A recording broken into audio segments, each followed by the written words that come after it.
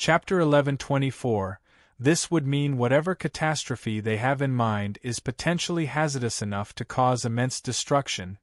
They're planning something big, Gustav explained. Their faces went from expressions of surprise to understanding, then contemplative. So we just have to make sure we strike first before they can implement whatever plans they already have in motion? Falco questioned. That's our plan. Since we might not be able to unravel their plots before it's too late, we hope this operation is damaging enough to ruin everything, and who knows, we might get more information in the process, Gustav responded. What exactly is the plan and which location are we implementing it? Eldris proceeded to ask. The operation is beginning next week in Arabia City. Gustav revealed this first. Arabia City? Expression noticeable turned disturbed as he voiced out. Yes, Arabia City, according to intelligence, is the location where they've managed to create a large underground network, Gustav stated. Shit, that's my home, voiced with a low tone. What? Everyone exclaimed with a looks of surprise upon hearing that. Yeah. Could understand their disbelieving expressions. We all know Capital City is notorious for having mixed bloods, gang lords, and slums where people with lower privileges reside, so it makes sense that one of their hideouts is located here despite the being an organization based on hate for mixed bloods, Gustav voiced out with a logical tone. Arabia City was amongst 3 poorest cities in the world with slum dwellers. This city was void of resources like the others, so it had not prospered as much as other cities on Earth. Since it's where I grew up, I'll be sure to give proper guide, said with a nod. Everyone could sense a faint feeling of melancholy from after he voiced out. You should definitely introduce us to your family when we get there, Angie worded with a warm expression. Oh sure. I'll introduce you guys to my little sister and mom, nodded with a smile. And we should most likely get them out of there as well, since it would literally turn into a war with the Jengsidus, Eldris suggested. That will be taken care of when we get there. Don't forget we'll be sniffing out the Jengsidus in the city as a team, and we'd have to play our part by covering specific areas. Since we want to also gather information about other major hideouts that may exist, killing members of the Jengsidus should be avoided, except that is the only option available, Gustav continued briefing them.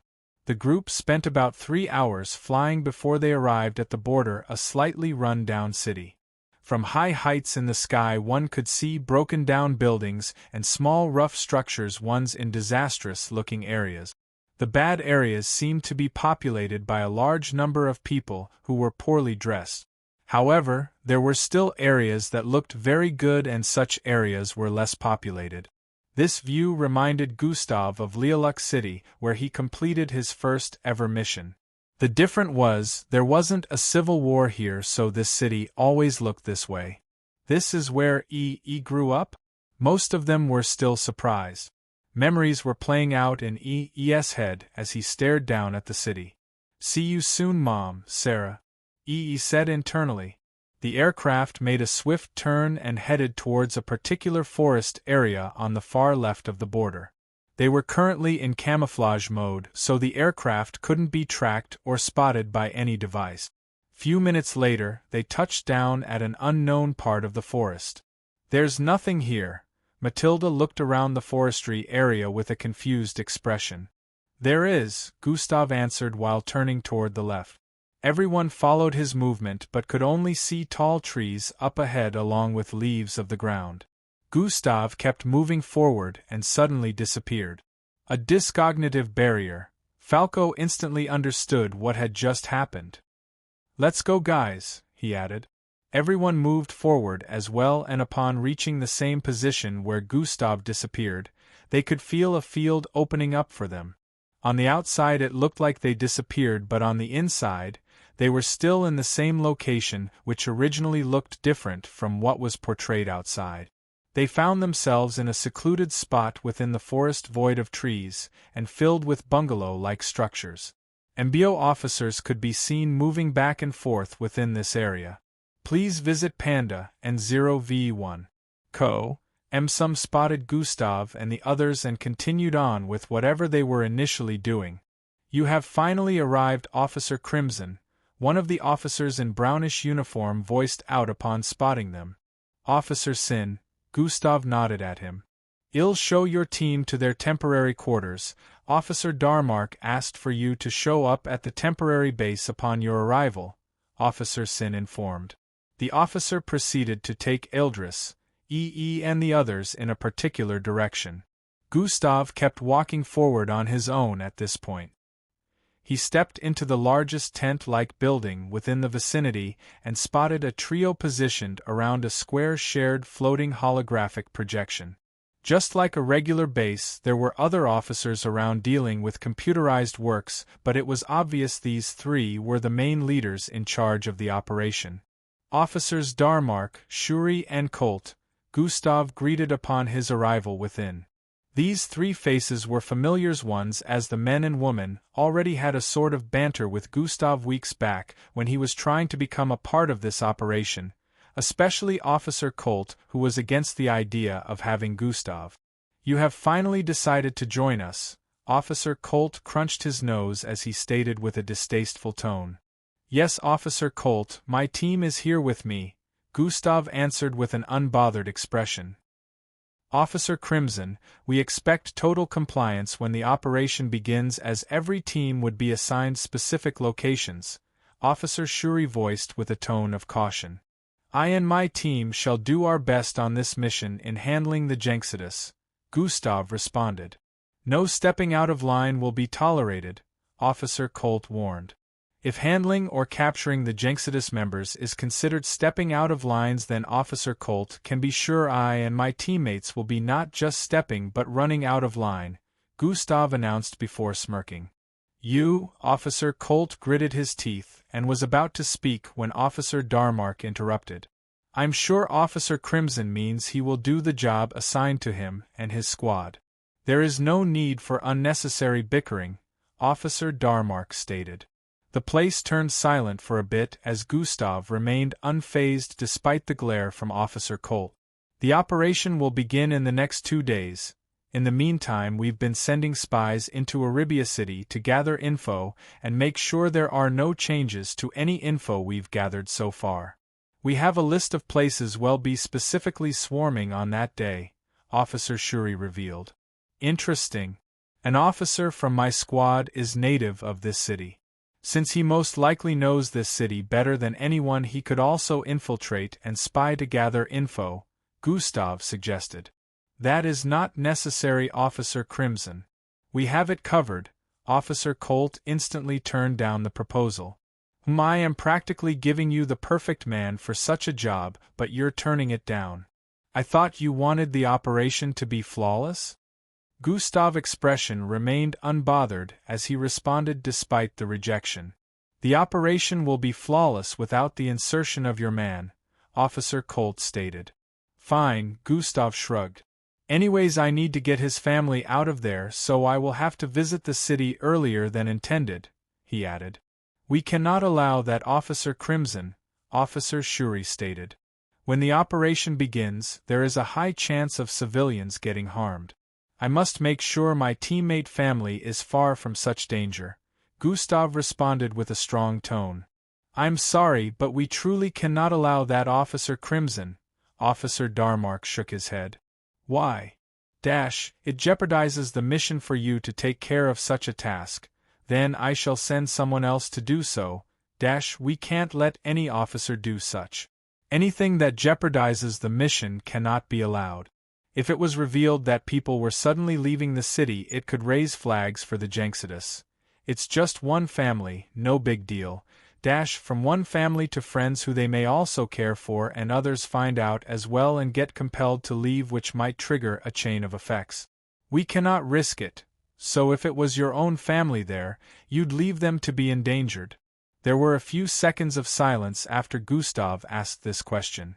Pan, den 0, ve1 hypocrites, since that's all, I shall take my leave now, Gustav proceeded to add before turning around.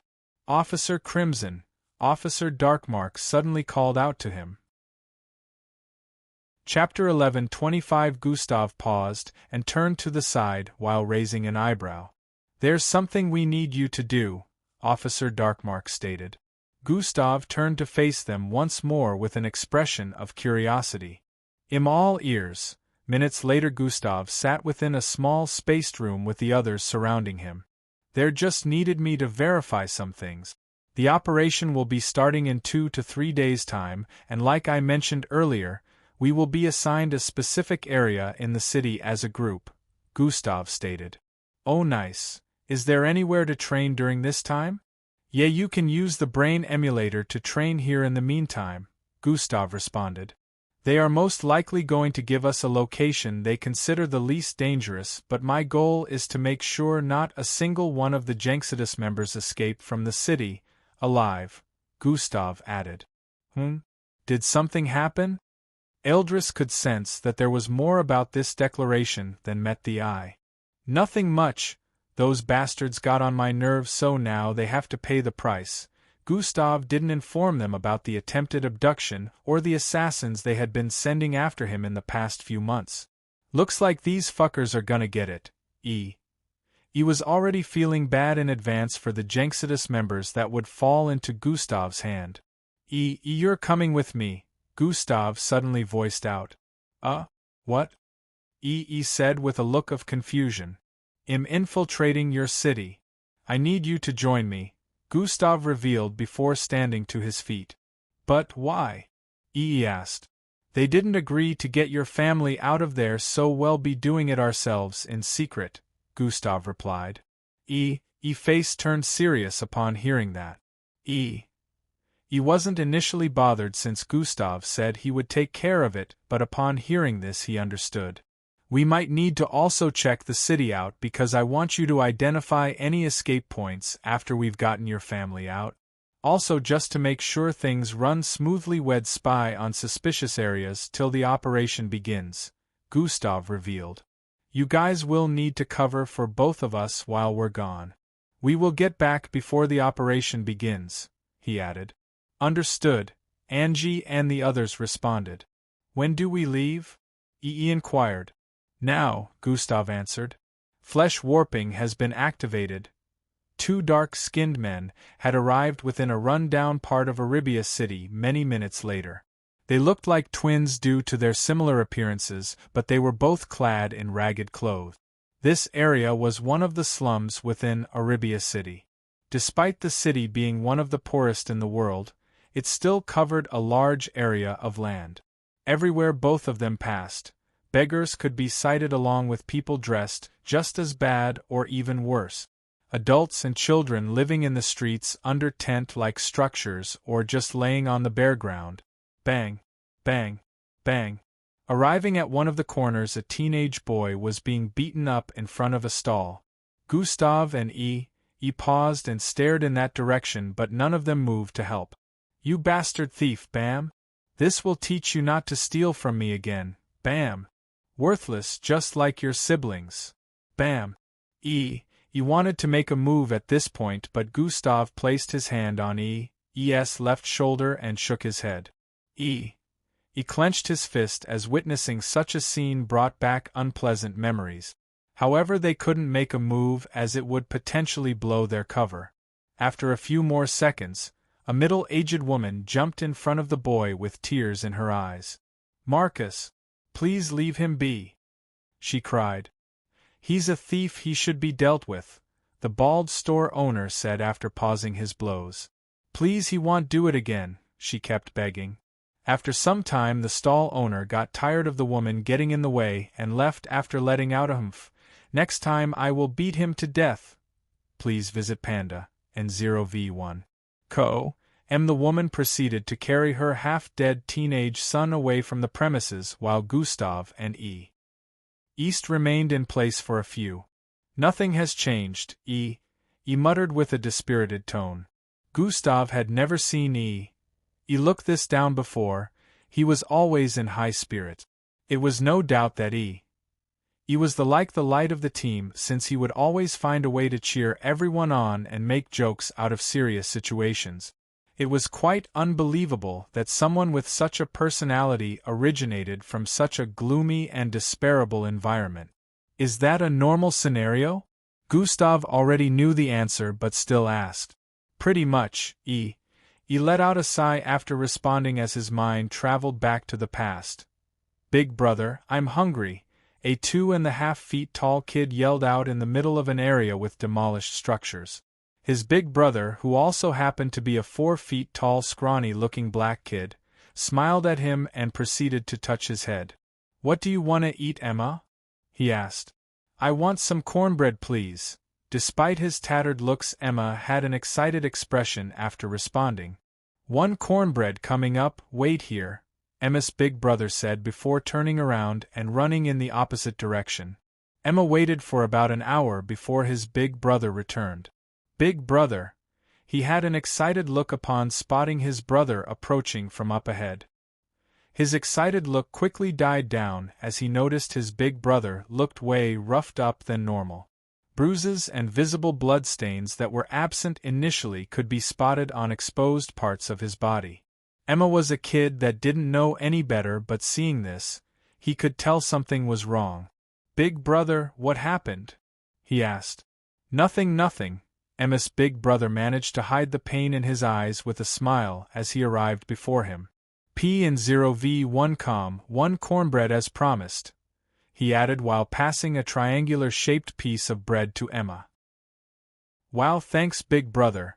Emma's excited expression returned as he accepted the bread and jumped into his big brother's embrace. Ugh! Emma's big brother grimaced in pain upon the collision from the hug, but he quickly masked it once more. Haha, make sure you enjoy, he added. Have some big brother. Emma split the bread in half but his big brother declined. Why is it this bad?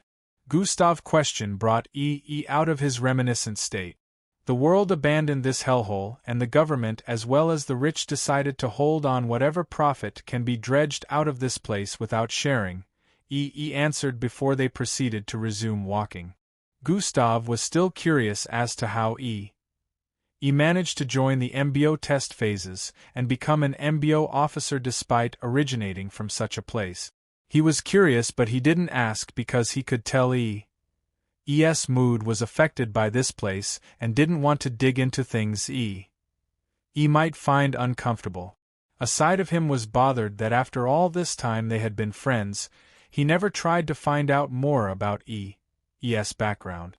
They both kept walking silently past a number of places where fights broke out or people were scrounging for any little piece of food they could find. It was not a pretty sight within these slums.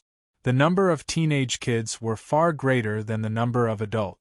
Gustav had never witnessed such a sight and wondered if they hadn't gone back in time. Despite observing the environment, Gustav couldn't tell if there was something out of place or find suspicious situations since this environment was not one he was familiar with. Everything here was practically out of place, and it seemed this was a normal thing. Only E would be able to make better observations since he was a native of this city. We're close, E stated. Gustav looked up ahead as they arrived in a street. This place was fairly better than the other places they had come across on their way here. More buildings could be spotted in this area, and if one kept going further, they would arrive in the more luxurious part of the city. After walking for a few more minutes, they arrived before a bungalow house by the left side of the street. Calm. E knocked thrice and waited. Coming, a feminine voice resounded from within. Catch 'em. Chapter next. The instant the door opened, they spotted the muzzle of a energy gun pointed at them. A beautiful and dark-skinned looking girl with braids, as well as a slightly chubby cheek, was standing at the entrance. The weapon happened to be in her grasp. Who are you two and what do you want? She questioned with a tone of hostility. Chapter 11:26. Refresh S. Whip. His wings phased into his back in the next instant. Fyi Gustav began to fall towards the sea of roots below in a vertical format. As he closed the proximity between himself and the vines which were towering tall into the sky, they began to react. Thy roots began to shoot upwards in his direction, in a bid to catch him in their snares. Gustav wrapped his arms around himself, and began to spin very quickly as he dropped from the air. This made his speed of descent increase, and also caused the roots that shot towards him to miss. Bang! In a couple of seconds, he landed on the ground. He had managed to slither into the gaps of these roots, and land on solid ground. However, the moment he did, the roots around him reacted intensely and surrounded his figure to entrap him. Cognitive concealment, Gustav whispered. His presence instantly disappeared the instant he voiced that out. The roots paused in the next moment. Every one of them that reacted waved slowly in the air in confusion. After a while they returned to their previous state and Gustav was left. Those idiots that thought they could escape. Gustav's perception spread out and covered the entire city in nearly an instant. He could sense the MBO officers who were still struggling to stay alive but were already on their last breath. He could also sense the pile of mixed blood's corpses trapped in different parts of the roots covering the entire city. They belonged to both people of the city as well as MBO officers. Only a few humans and a couple of mixed bloods in the upper district are still alive but not for long, the system voiced. The oxygen has turned sparse because of the roots, so even though the humans' life force aren't getting sapped because they have no bloodline, they will eventually die from lack of oxygen. Gustav analyzed. The Jenxidus don't seem to care about killing even the ones they claim to be making the world better for, as long as they get rid of the MBO and mixed bloods, the system added. Might as well end them now. Gustav could sense even the ones that were currently trying to leave the city. The Jenxidus members were not in any way trapped by the root.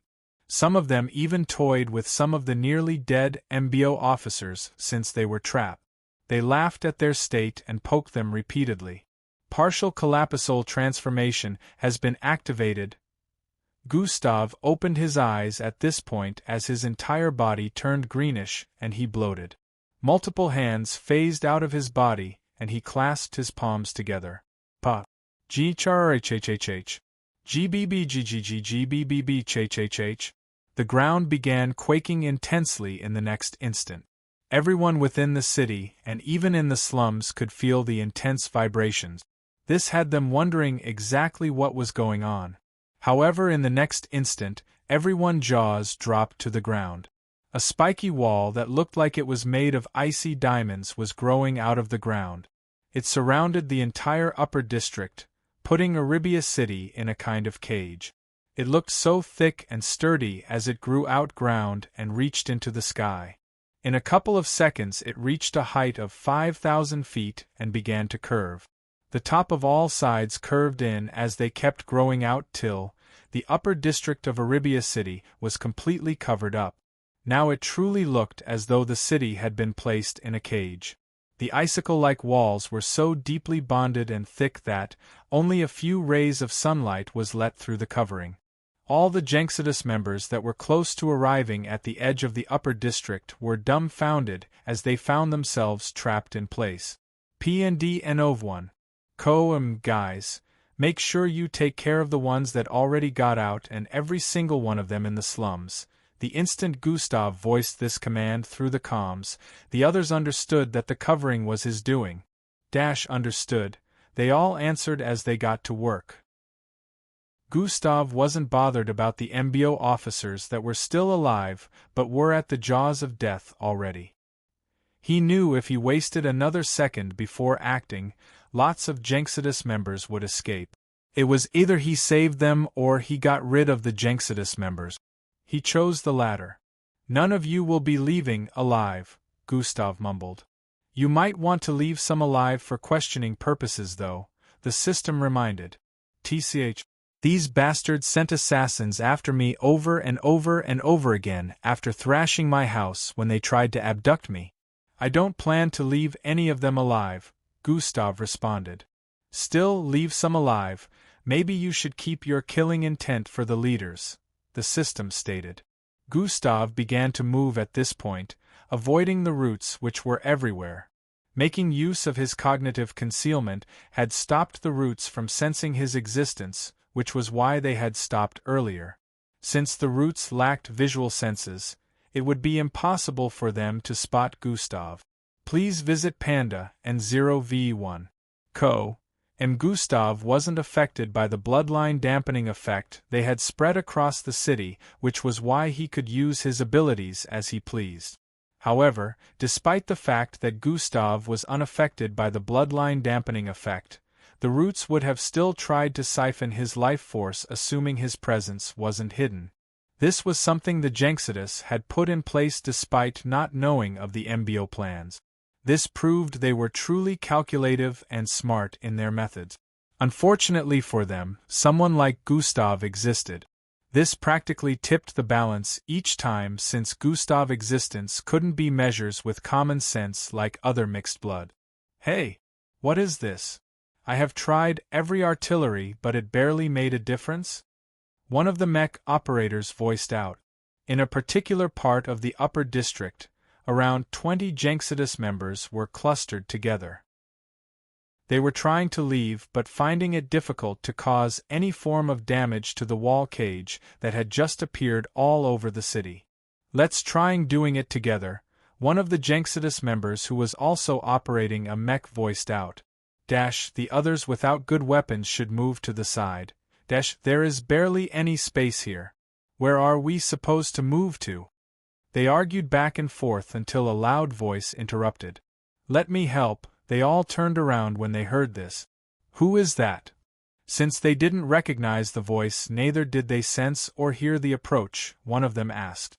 Your friendly neighborhood Spiderma, may y'all wouldn't get it, the voice responded. Stet.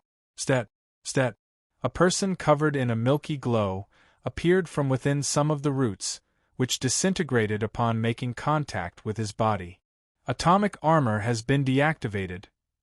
Their eyes widened as they saw the original look of this person. Gustav Crimson? What is he doing here? How is he unaffected? The Jenxidus members voiced out one after the other with expressions of wariness. Do not concern yourselves with these questions. After all, Gustav smirked as he spoke. There is no point in answering the dead, Gustav added before speeding forward. Swoosh, not a single one of them was able to react in time before Gustav arrived before the first mech. Atomic disintegration has been activated, palm strike has been activated. Gustav activated 2 skills at once, and thrusted his right palm forward. A milky glow coated his entire arm as his palm thrust forward with intensity. Bang! His palm tore through the chest of the mech upon collision and kept thrusting forward till it penetrated the chest of the operator. The eyes of the Jenxidus members widened even more as they witnessed an organ flying out of the back of the operator. Plop! The Jenxidus member heart slammed into the wall ahead and got poked by one of the Iro silk. Everything had happened so fast, the members equipped with weapons and mech were unable to react in time. Jackson! A female Jenxidus member yelled out with an horrified look. Kill him! The Jenxidus members yelled out as they activated their weapon systems and sent forth all sorts of attacks in Gustav's direction. I'm afraid that won't be possible, Gustav muttered as his eyes glowed a menacing crimson color. Swai Gustav spotted all the projectiles headed for him and swerved speedily across the place. He dodged them with ease and leapt upwards. Boom boom, explosive energy blasts were shot at him in mid-air, and he proceeded to punch through them. Fohum, a wave of wind blasted from the force of Gustav's punch spread across the place, clearing the air instantly. Bang! Gustav landed on another mech and instantly ripped it in half.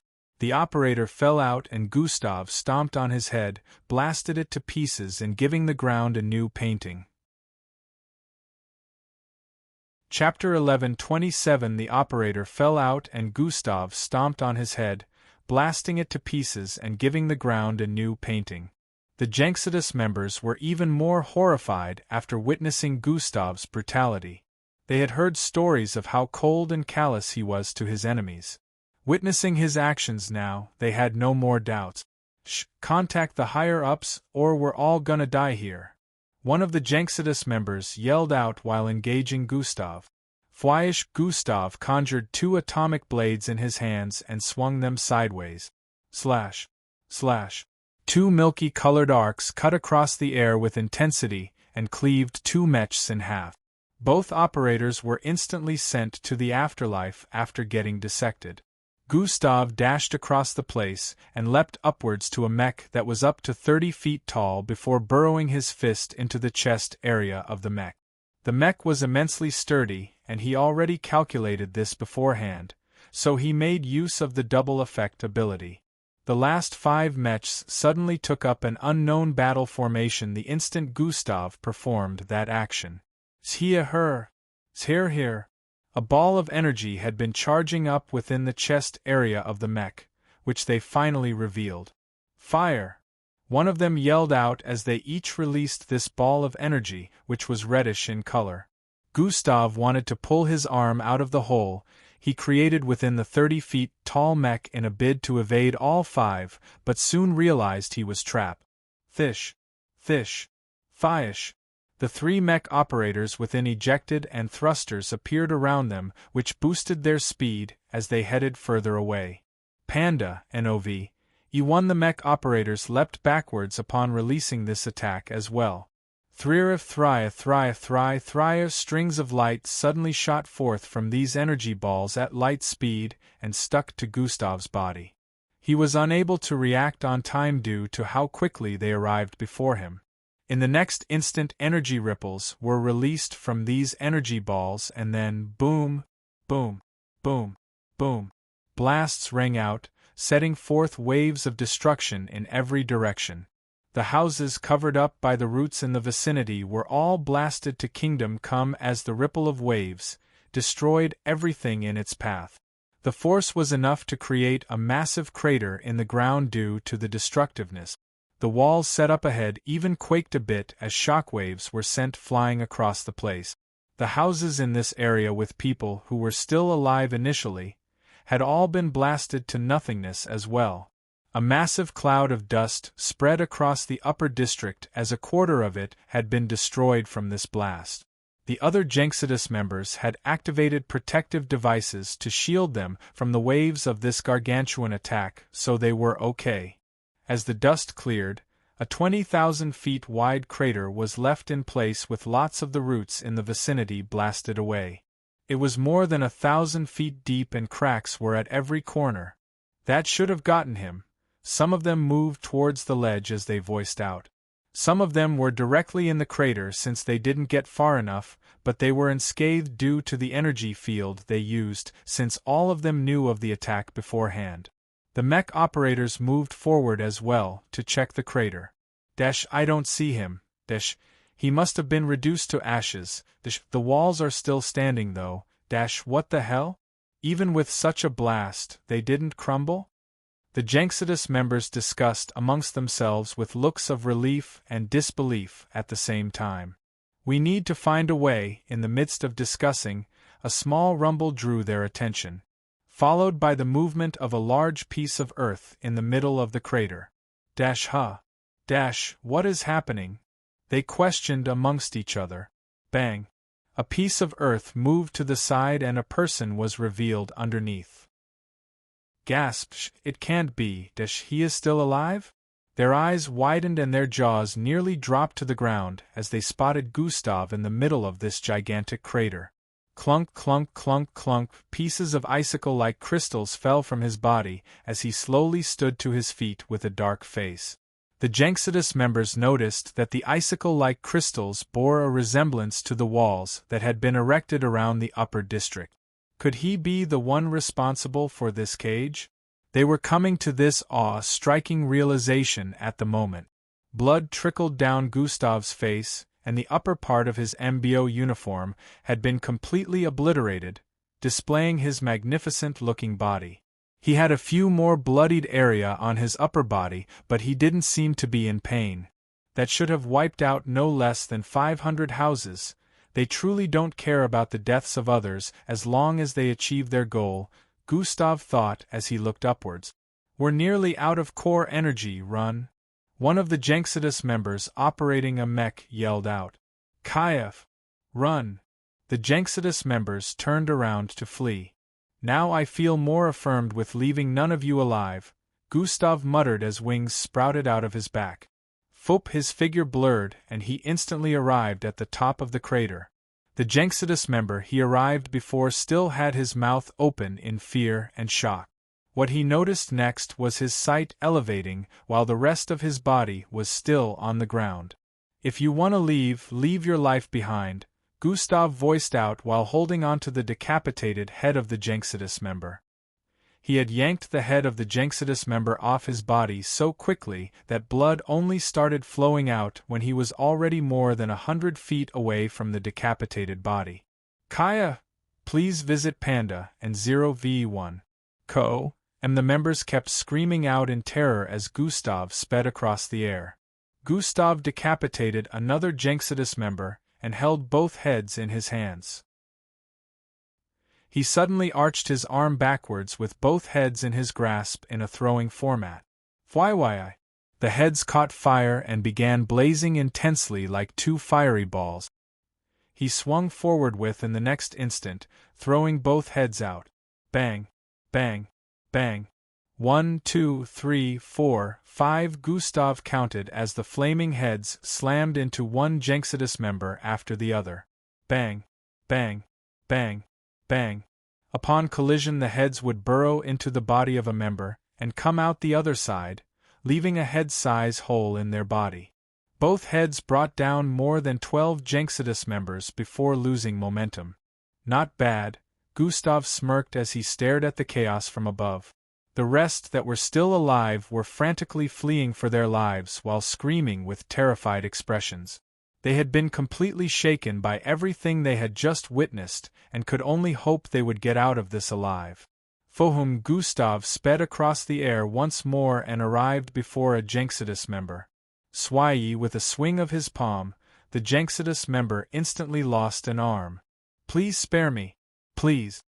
She kept pleading while dragging herself on the ground, while blood oozed out of her empty shoulder. How hypocritical. You lots just killed tens of thousands and you're pleading to be spared? Gustav clicked his tongue as he squatted in front of her. Please.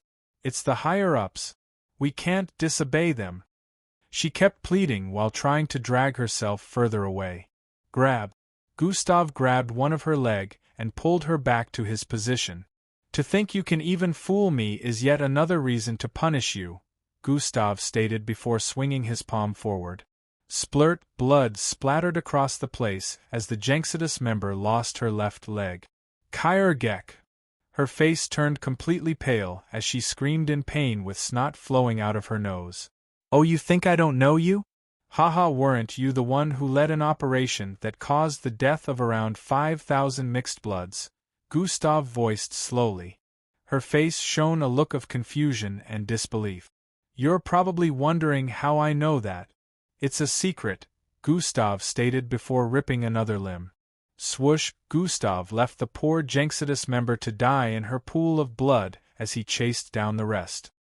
He left a trail of blood and incomplete body parts in his wake. Hunting down the Janxidus members in this cage he had created seemed like a sport to him.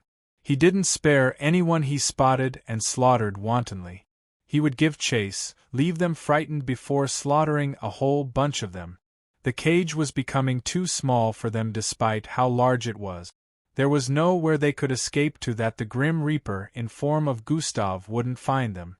All the MBO officers who were unable to escape from the upper district before the roots covered everywhere were already long dead. Gustav decided to pay them a tribute by sending the souls of these Janxidus members to join them in the afterlife. About an hour later, Gustav landed in the middle of the upper district with a body soaked in blood. Yash! 12,632 Janxidus members erased from the face of the earth, Gustav stated since he had kept count since the beginning. Only one left. A sinister smile appeared on his face as he turned towards the left. Ek!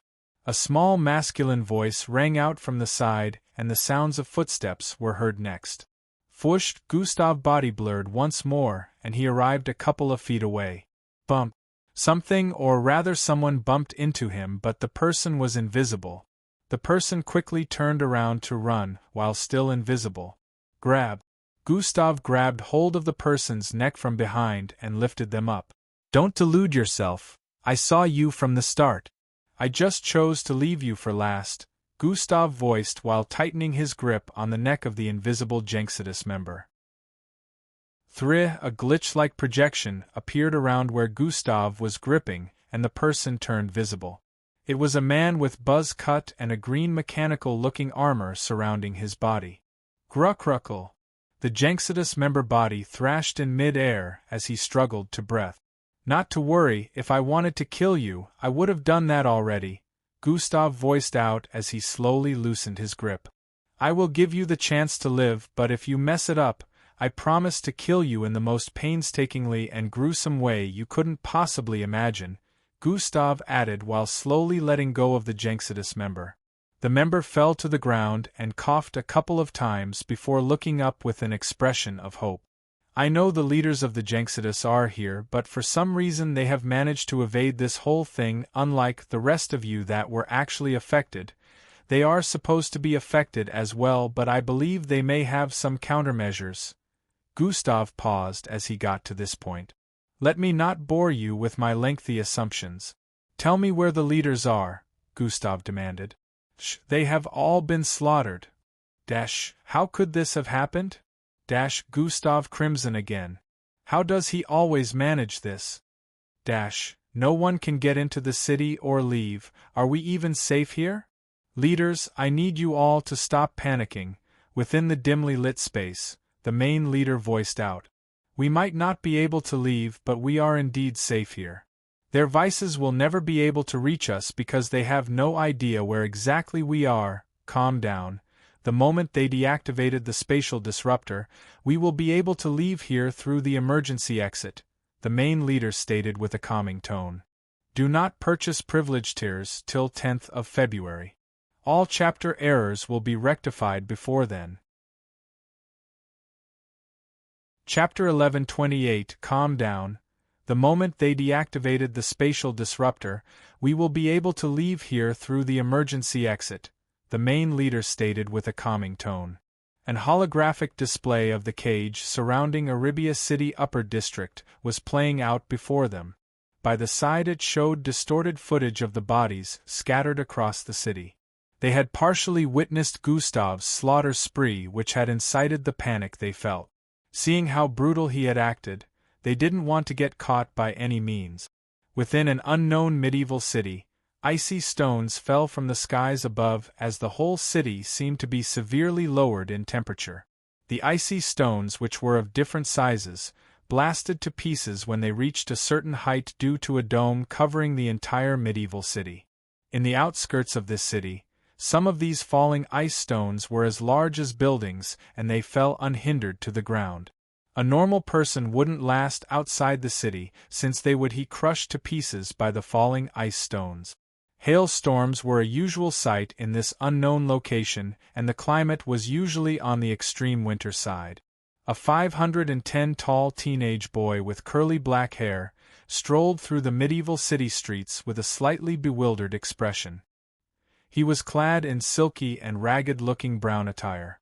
A lot of the houses around here were made with ice stones, and the temperature was really at a freezing point, yet the people of the city didn't seem bothered by it. It looked like they strived in coldness. The teenage boy with curly black hair stared at a particular part of this city, which had a floating cone-shaped building in the heart of the city. He was closing in on that area already, and the people around greeted him with respectful expressions upon sighting him. After a few more minutes, he finally arrived in the vicinity of the floating cone-like structure. A 7-foot-tall gallant figure in silver and golden armor suddenly appeared before him. This figure sported a long blue hair, and was equipped with a massive 6-foot-long sword. She stood right in front of Endrick, blocking his path. By her side were 2 guards with straight-looking expressions, both equipped with weapons.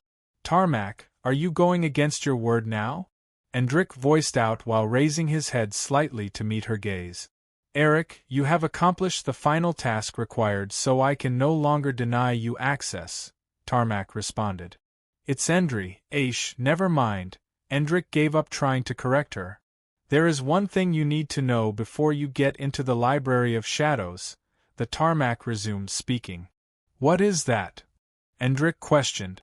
Do not under any circumstance go for the book with a triple golden starred cover. It is forbidden and you will immediately be pulled out of the Library of Shadows, the Tarmac revealed. Your life will be spared if you did not see the contents after getting pulled out of the library, but if you so much as manage to take a glimpse of the contents, no matter how little, you shall be sentenced to death, she added. Endrick gulped down a throat full of saliva after hearing this. Understood, he replied. She stared at Endrick briefly with a suspicious look before finally moving aside. Stand underneath, she instructed while gesturing at the space underneath the floating cone structure. Endrick did as instructed, moving to the designated spot. The Tarmac collected a dagger from one of the guards beside her and pulled off her left glove. An unknown tattoo-like marking could be seen in the middle of her palm. She then proceeded to stab the middle of the palm where the tattoo was inscribed. Sea and blood oozed out and the tattoo changed from white to red before glowing up brightly. Endrick, who was standing under the floating cone structure, felt a pull from above and raised his head. Fwyanen in the next instant, he suddenly disappeared. Sir Tarmac, are you sure we can trust him?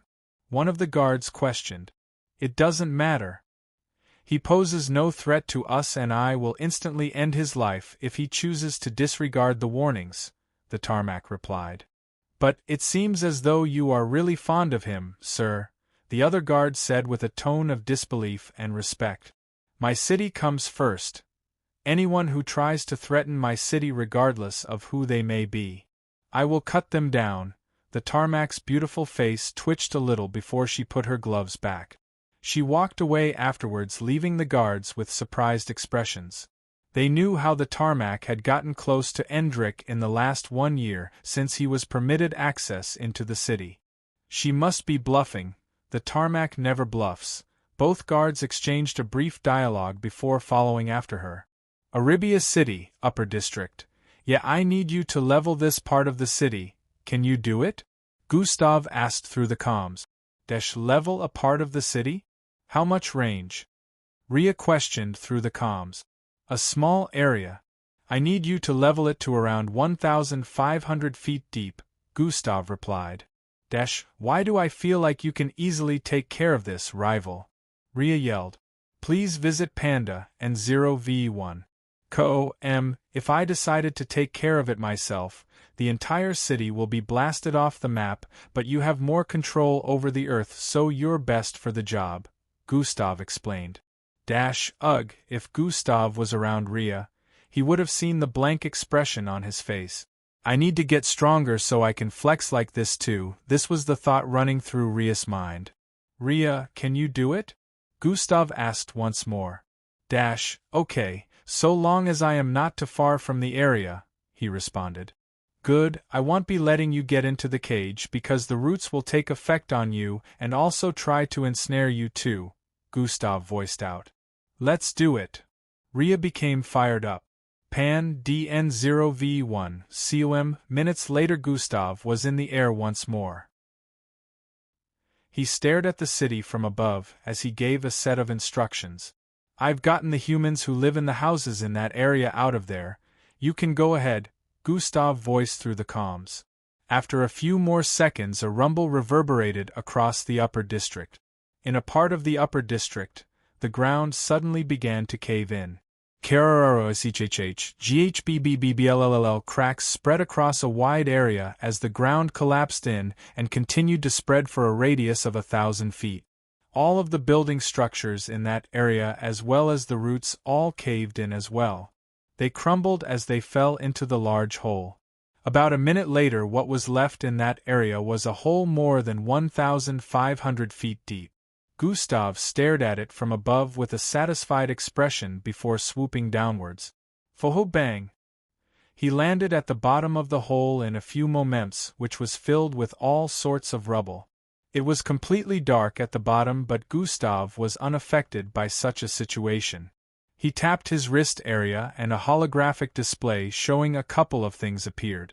Zing! In the next instant, a palm-sized device appeared in his grasp. A smirk appeared on Gustav's face as he slowly took a squatting position with this device in his grasp. A minute earlier, what is going on? Is this what I think it is? The ground just sank in and now the area we're situated is now exposed.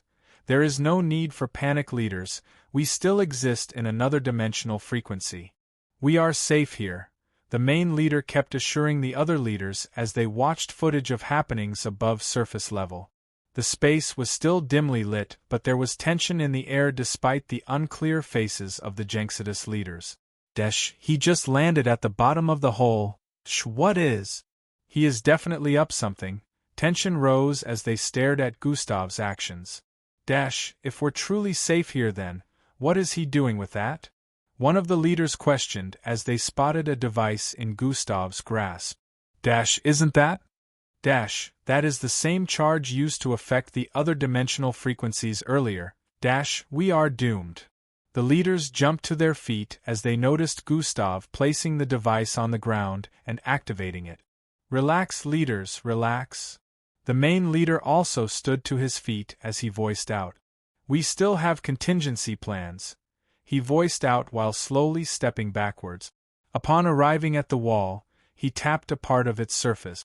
A small space shitted open in the wall and he stepped in with his back. I still have contingency plans. A sinister smile appeared on the main leader's face. He voiced out. Leader, although their faces couldn't be seen properly, there was no doubt that the other leaders had expressions of betrayal on their faces at the moment. Follow me on TikTok. Timvik_. I posted a spoiler video and I will be making a petition related to one of the spoilers in the next chapter. Chapter 11:29 Boom. At this same instant, a charge was set off on the surface. Gustav had activated the device. Sorry, my fellow leaders, but this place only allows one person. I have enough oxygen and food here to last me for days till the effect of the charge wears off. Then I can escape, the leader voiced out as he noticed the other leaders began to choke. Core. Hauqldu? The rest of the leaders coughed intensely as they voiced out with tones of regret. I shall rebuild the Jenxidus, since we still have lots of bases scattered across the world. Bouncing back from this incident won't be an issue, the main leader voiced out from the secluded space. Too bad the rest of you won't be here to witness it. He clicked his tongue with a tone of disappointment.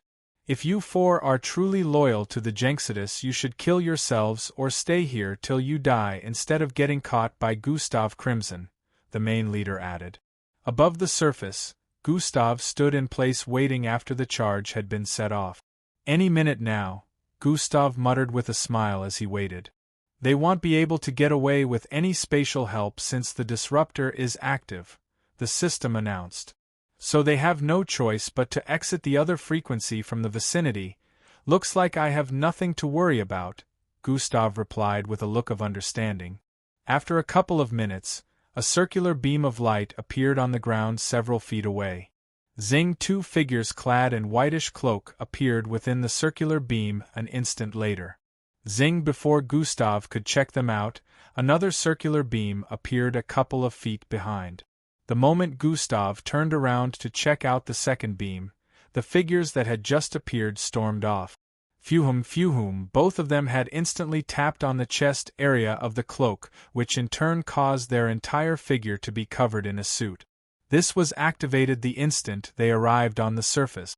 The suit gave them increased movement speed and agility, which they were currently using to try to get away.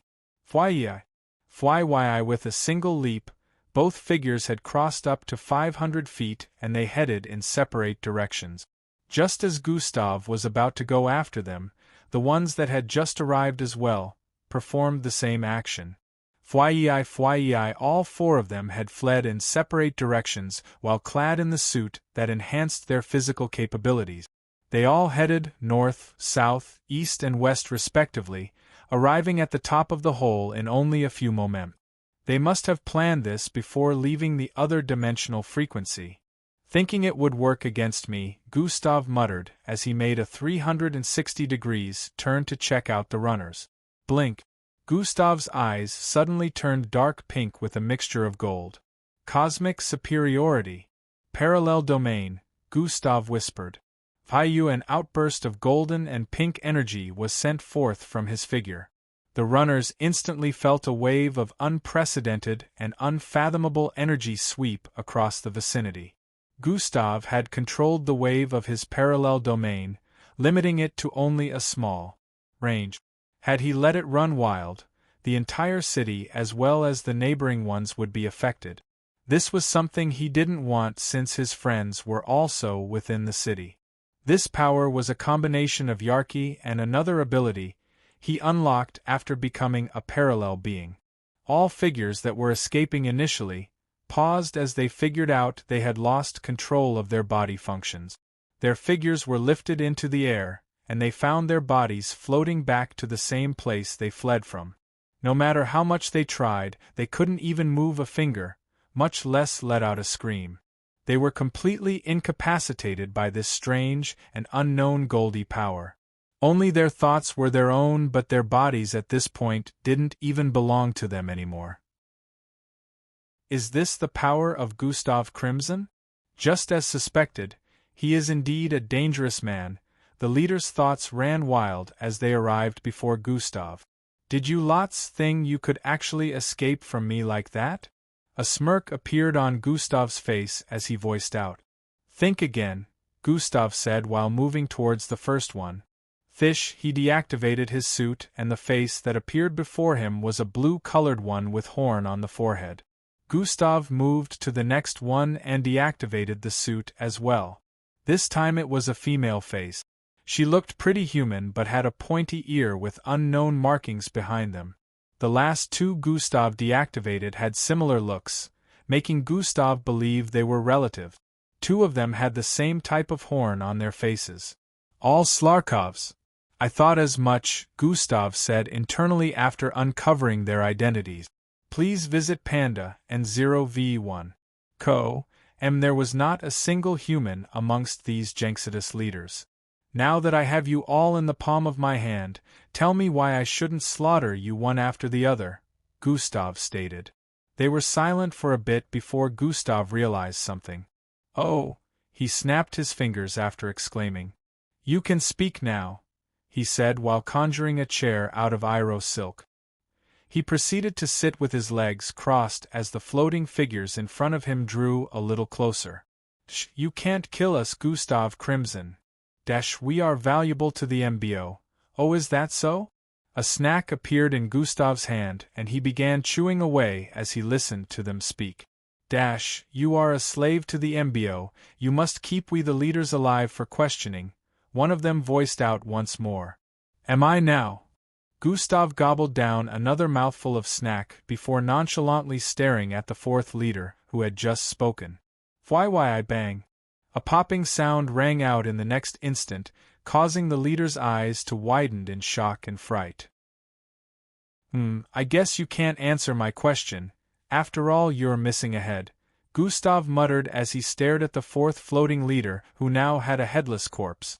Kyararf! No! The three leaders yelled out as they watched blood squirt out of the fourth leader's headless corpse like a fountain. Gustav watched the blood flow with an unbothered expression before snapping his fingers. Pop! The headless corpse fell to the ground and was soon covered in a pool of its own blood. Chomp! Gustav resumed gnawing on the snack bar in his hand while watching the frightened reactions of the other leaders. I wonder if anyone else thinks him a slave of the MBO, Gustav voiced out while swallowing another mouthful of snack. Despite the stench of blood in the vicinity, he was not bothered in the slightest. Please spare us, the leaders began pleading for their lives. Nah.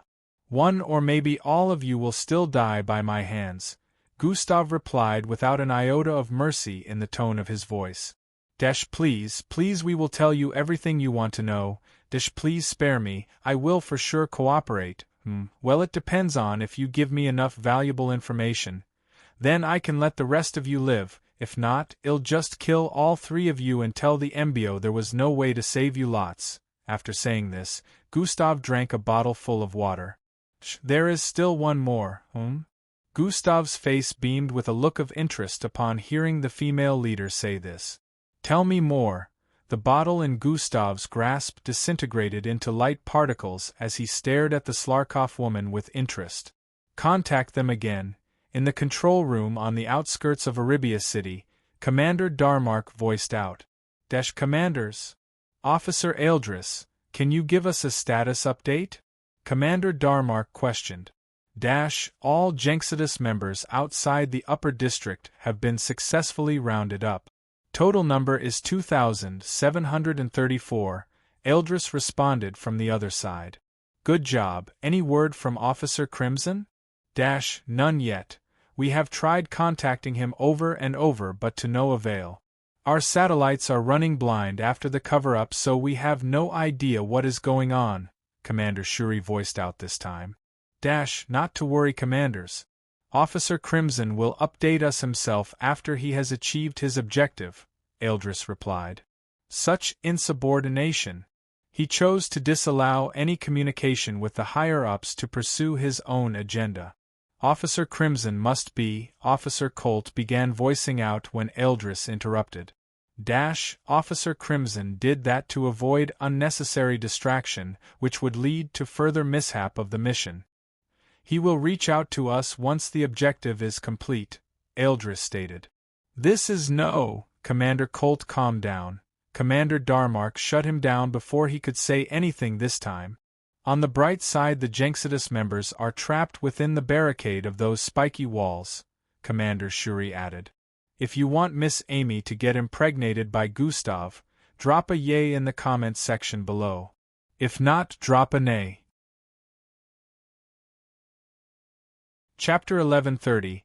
We have asked for reinforcements, so we will have more officers surrounding the walls soon to make sure no Jenxidus member manages to escape.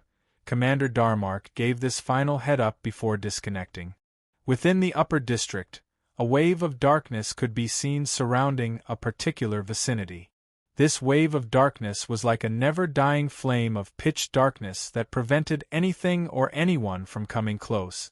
All the roots in this area had completely given this wave of pitch darkness quite the distance despite sensing that there was a mixed blood within.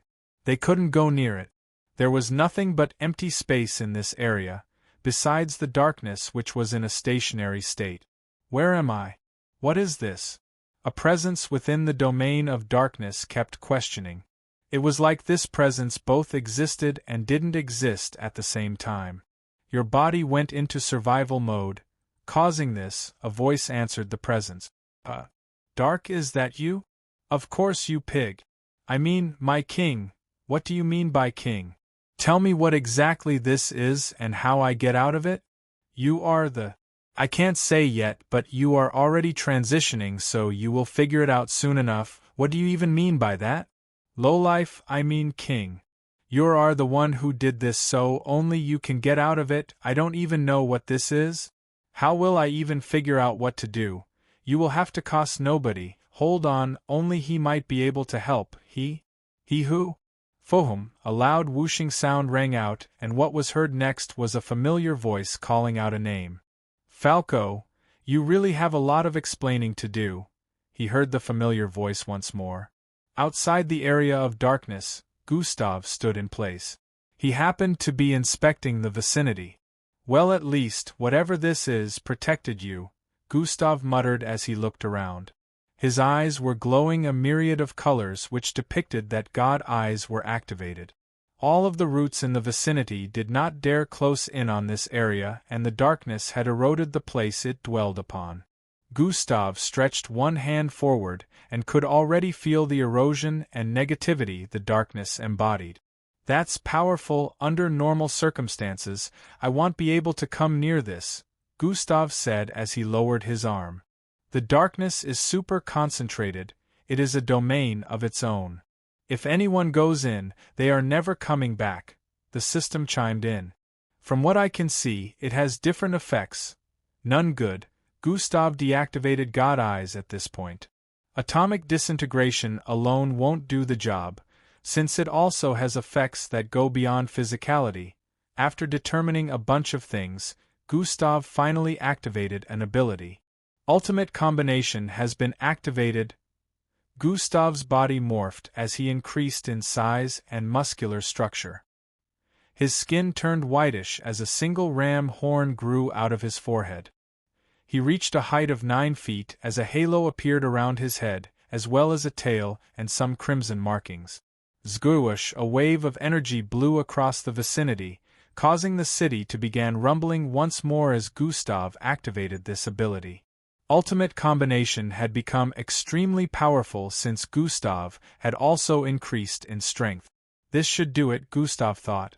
Not only could he feel the immense increase in strength, Ultimate Combination also embodied a lot of abilities without issues. The glow surrounding him increased as he began taking steps forward. The darkness in his path increased in size and tried to consume his figure, but in this state, Gustav was just too powerful for it to truly have effect on him.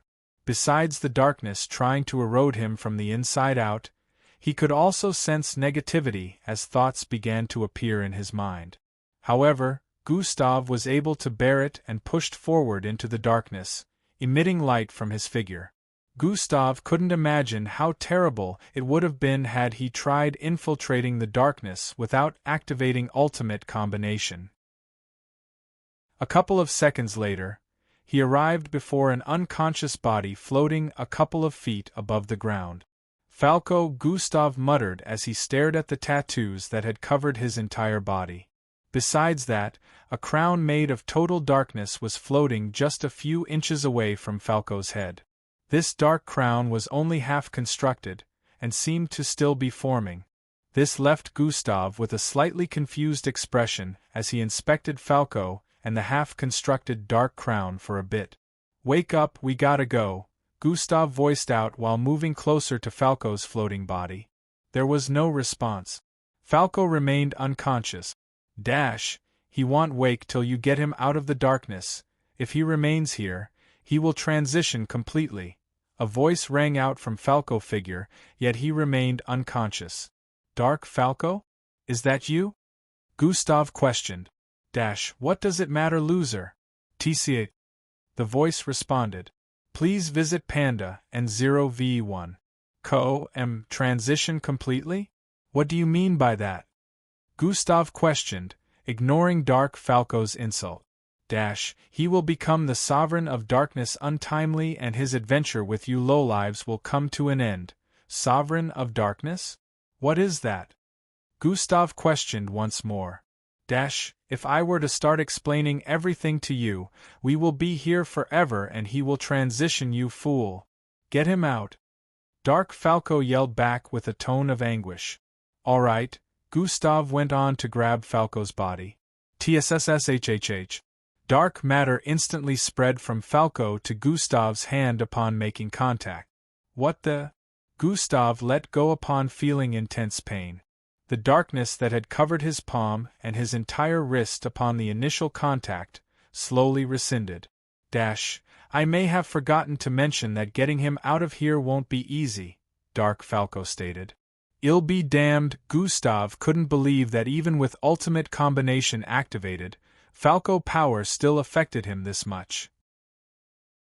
Gustav braced himself this time as he reached out to grab Falco once more. TSSSHHHHH. The dark matter began spreading again. Gustav quickly turned around and charged forward. Swoosh, the dark matter spread faster as he sped out of the range of the darkness. Fortunately, it only took about 2 seconds for Gustav to get out of the range with Falco. However, these 2 seconds were enough for him to be nearly consumed by darkness completely. Gustav breathed in and out heavily as dark thoughts plagued his mind and his innards were being eroded. You will not succeed, you are still trash. The earth will be destroyed along with everyone you love. You will fail Miss Amy and everyone else. Foo! Foo! Gustav breathed in and out heavily as the thoughts began to subside, and the darkness that covered nearly his entire body began to rescind. Damage had been done to his internal organs, but his regeneration was working to restore that from the moment he got out of the vicinity of darkness.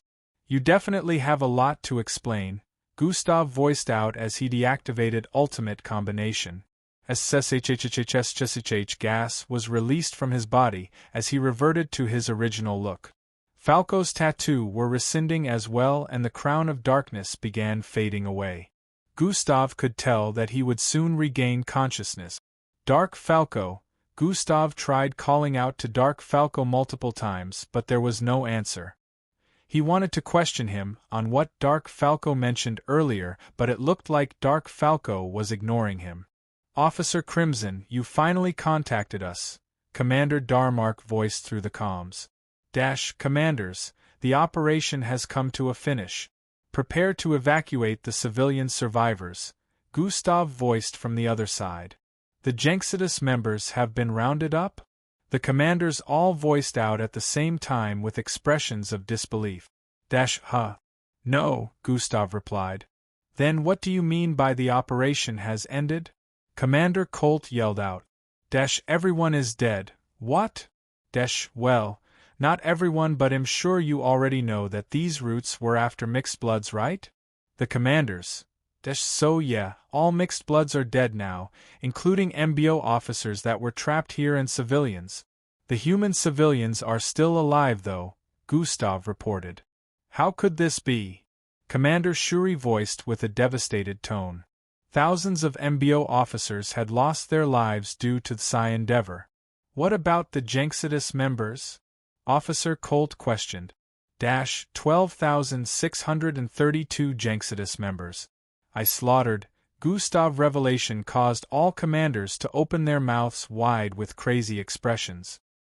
On the bright side, I caught 3 of their leaders and left 1 member alive.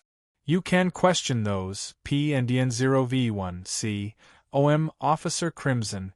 I'm lowering the walls now. The communication was disconnected after this. The commander's looks of shock had not faded even after a couple of seconds had passed by. Send word to the reinforcements surrounding the upper district.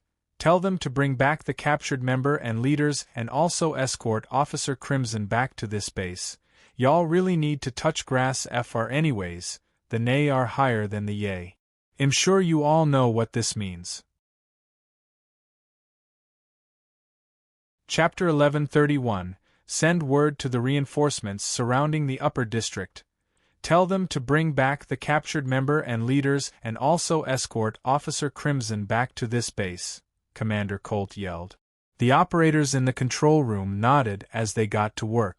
Within the upper district, Gustav stood in place as his body bloated and turned greenish. Bomb! He stomped his feet on the ground, and the cage surrounding the upper district began to open up. Gurhai, the ground quaked lightly as the Iros silk walls rescinded.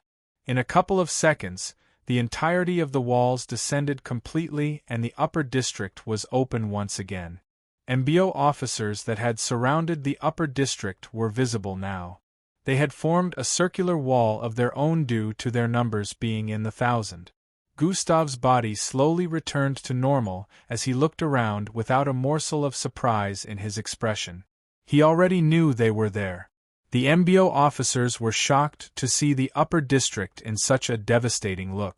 It was expected that the whole Arabia city would take a hit from this operation since the Jenxidus members would not just back down without a fight.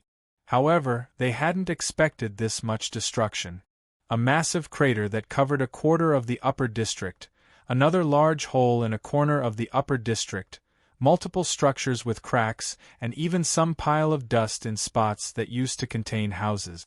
Arabia City now looked like a place that had been devastated by war. This is the power of mixed bloods, and the Earth is truly in danger having bore such monstrosities, the main leader who hid in the other dimensional frequency thought to himself. He was even more affirmed that mixed bloods should be wiped off the face of the earth now or it would lead to destruction. On the surface, the MBO officer's face darkened even more as they spotted pile of corpses scattered across the upper district. The ashy and dried-out-looking corpses were clad in MBO uniforms, so it was obvious these were the MBO officers who were ensnared in the roots before they could escape the upper district. There were thousands of corpses like these. The other corpses they could find had incomplete body parts, and dried blood could be spotted. From the briefing they had received, they were sure these were the Jenxidus members Gustav had killed. Their faces turned from dark to shocked as they realized more than 10,000 of them were truly slaughtered. The whole upper district just reeked with blood and lifelessness. On the bright side there were human survivors. The MBO quickly got to work and took the human survivors out of the buildings. Medical MBO agents were already on standby, so the moment they rounded them up, the medical agents began their work. Some of them were grievously injured, while others were just shaken up by the whole occurrence. Around 100,000 humans were getting attended to after they had rounded them up. Despite the high number that were saved, a higher number of civilians had died in this encounter. The death toll was almost 1 million and more than 90% of those were mixed blood. Even highly trained MBO officers had met their demise to the roots, so there was no way mixed-blood civilians would be able to escape them. 20% of civilians consumed the bloodline-dampening seeds after all. The MBO won this battle due to Gustav, yet the losses casted a gloom over the entire region. MBO officers moved across the place for up to an hour as they scanned for more survivors that may have been buried under the rubble. They still wondered why there was no longer a trace of the roots, whereas the ruckus they had caused was very visible. They had no idea Gustav had already taken care of that before he brought down the cage covering the upper district. If he had let them be, the roots would spread further and the reinforcements would be ensnared as well. Some MBO officers who recognized their peers or found someone they knew amongst the dead officers were in a state of mourning. Well, the MBO officers didn't care about slaughtering the innocents who may have consumed the bloodline-dampening seeds, so I guess they met a fitting end themselves, Gustav said out loud as he watched them work from a rooftop. You would have killed them as well if not for the fact that you remained unaffected. Falco scrunched his nose as he voiced out from the side. True, which is why I wouldn't be mad if I had met my demise here, Gustav responded. TCH, you couldn't even try to lie. Falco clicked his tongue at Gustav's bluntness. I would have still tried to save E. Yes, people though, but that is just because of E. So it doesn't really count, Gustav shrugged. Would it? Falco was about responding when they heard a loud call from below. Officer Crimson. They both looked down and could spot a bunch of MBO officers walking towards the building they were standing on. Please visit Panda and 0v1. Officer Crimson, we were asked to escort you back to the control room, one of the officers voiced out. Those are the people you should escort back, Gustav stated while pointing at the 4 who were Jenxidus leaders and a member below. The commanders asked for you to be brought back along with them, the officer replied. And if I refuse? Gustav questioned while squinting his eye with a menacing look. We'd have no choice but to use force, the officer replied as they surrounded the building. Huh? Why are these guys trying to take you back by force? Falco inquired with a look of confoundment. Probably 'cause I killed more than 10,000 Jenxidus members instead of capturing them, Gustav replied with a casual tone. Oh, all right, Falco nodded as he folded his arms. His eyebrows suddenly twitched as he came to a realization. You killed over 10,000 of them? He voiced with a tone of terror. Why are you acting so surprised? Gustav said while raising an eyebrow. 'Cause you killed over 10,000, you psycho, Falco responded with a bizarre look. I've killed hundreds of thousands before, this is nothing in comparison, Gustav shrugged. You bloody murderer. It wasn't on purpose though, this one was. Yeah, 'cause they deserved to die. The MBO officer's sights kept traveling from Gustav to Falco and then from Falco to Gustav as the two argued. Officer Crimson, one of the officers called out again. What? Falco and Gustav voiced at the same time. You are coming with us, the officer responded. Not interested, Gustav replied before taking a seat on the rooftop.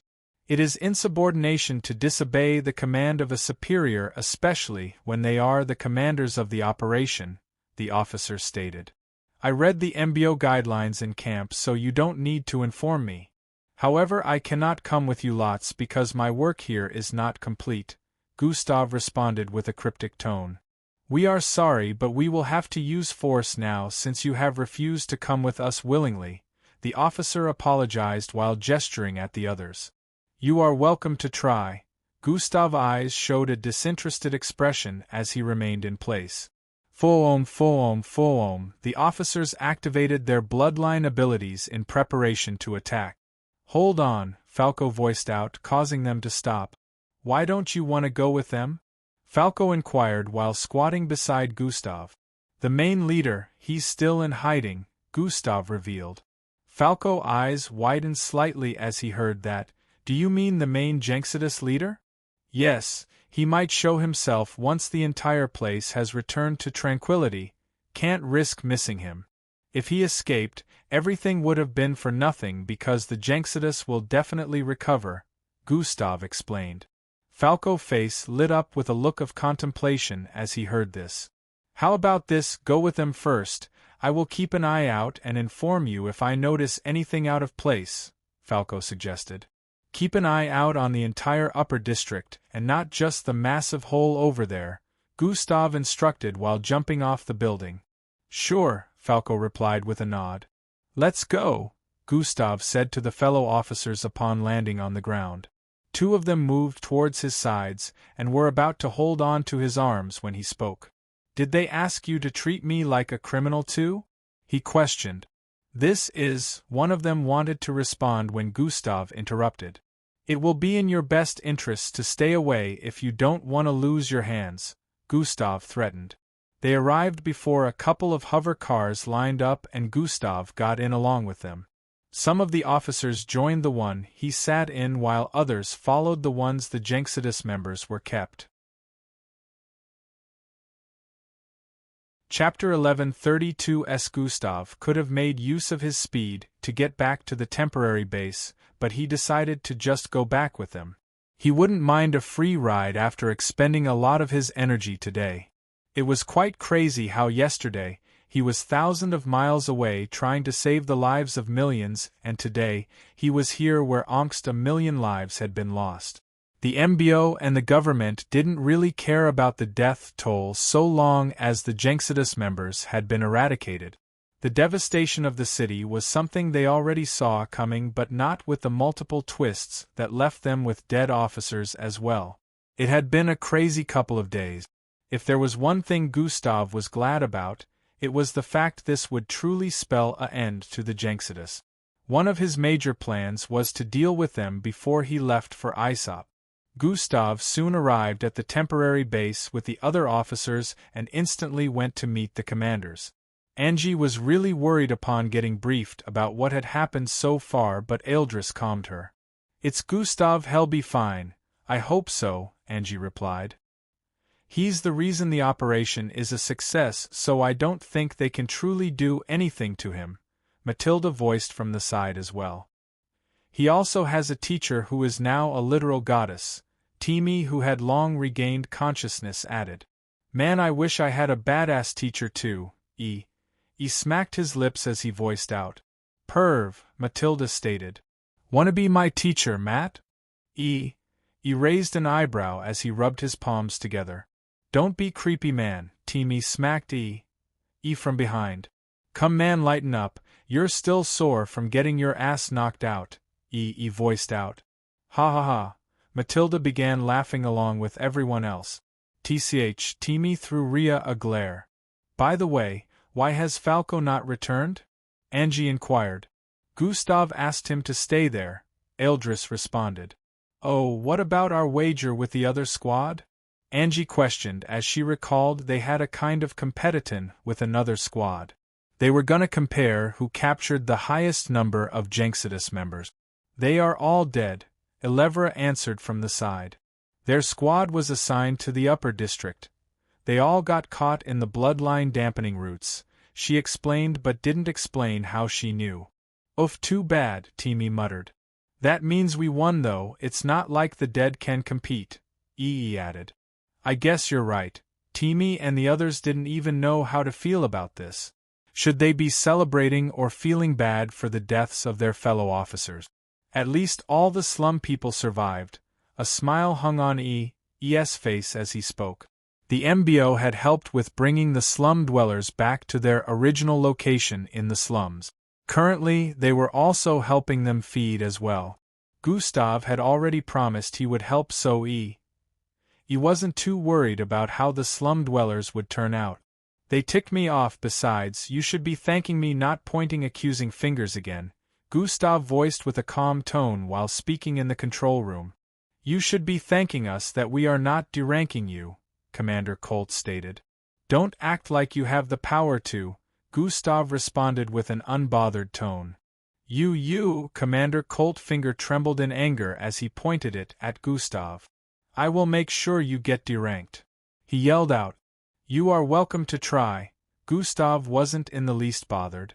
He wasn't in the MBO to climb to the highest ranks after all. He just wanted resources and power. Calm down, Commander Colt, let us all be civil here, Commander Darmark voiced out. If that is all, I will be taking my leave, Gustav stated. Officer Crimson, we will still be needing your report, Commander Shuri voiced out. Sure, once I catch the main leader you lots will have it, Gustav replied before walking out of the control room. He is way too cocky, Commander Shuri voiced out. If you were that talented and managed to take down a terrorist organization almost single-handedly, I bet you would be way cockier, Commander Darmark voiced in response. I suggest you two try to make him an accomplice instead of antagonizing him, he added. Please visit Panda and 0v1. Co. M. 3 weeks later, in the far reaches of the intergalactic space, a planet thrice the size of Earth orbited around a massive sun. A lady in all white flowing robes floated in mid-space right in between the massive sun and the planet. The sun was more than 200 million kilometers away from the planet, but the heat it radiated was still intense, considering it was bigger than Earth's sun. A bright and ethereal glow oozed forth from the lady floating in space, causing the heat radiating from the sun to reduce before it reached the planet. The sun began to shift further from the planet for what seemed to be the longest period of time before it stopped. The beautiful lady with the ash-colored hair slowly opened her eyes after a while. Now that it is outside the Milky Way, there won't be any more issues, she muttered as she stared at her planet with a caring gaze. I can finally create a place where supernatural abilities doesn't exist, no mixed bloods, no powers, nothing. She felt elated while saying this. She turned to stare at a particular direction in space where stars glittering in the distance could be seen. Some of these stars were actually planets but too distant so they looked like stars. I should pay him a visit, it has been almost 6 months now, she worded before decided to head back into her planet's orbit first. All of a sudden she felt a strange and unknown force awaken in this part of space. Jayas ha-hurrayer. An enormously bizarre and pitch-black eye suddenly opened up on the far east side of her planet in space. It sent forth an outworldly energy upon its appearance that sent a strange vibe all across the Milky Way galaxy.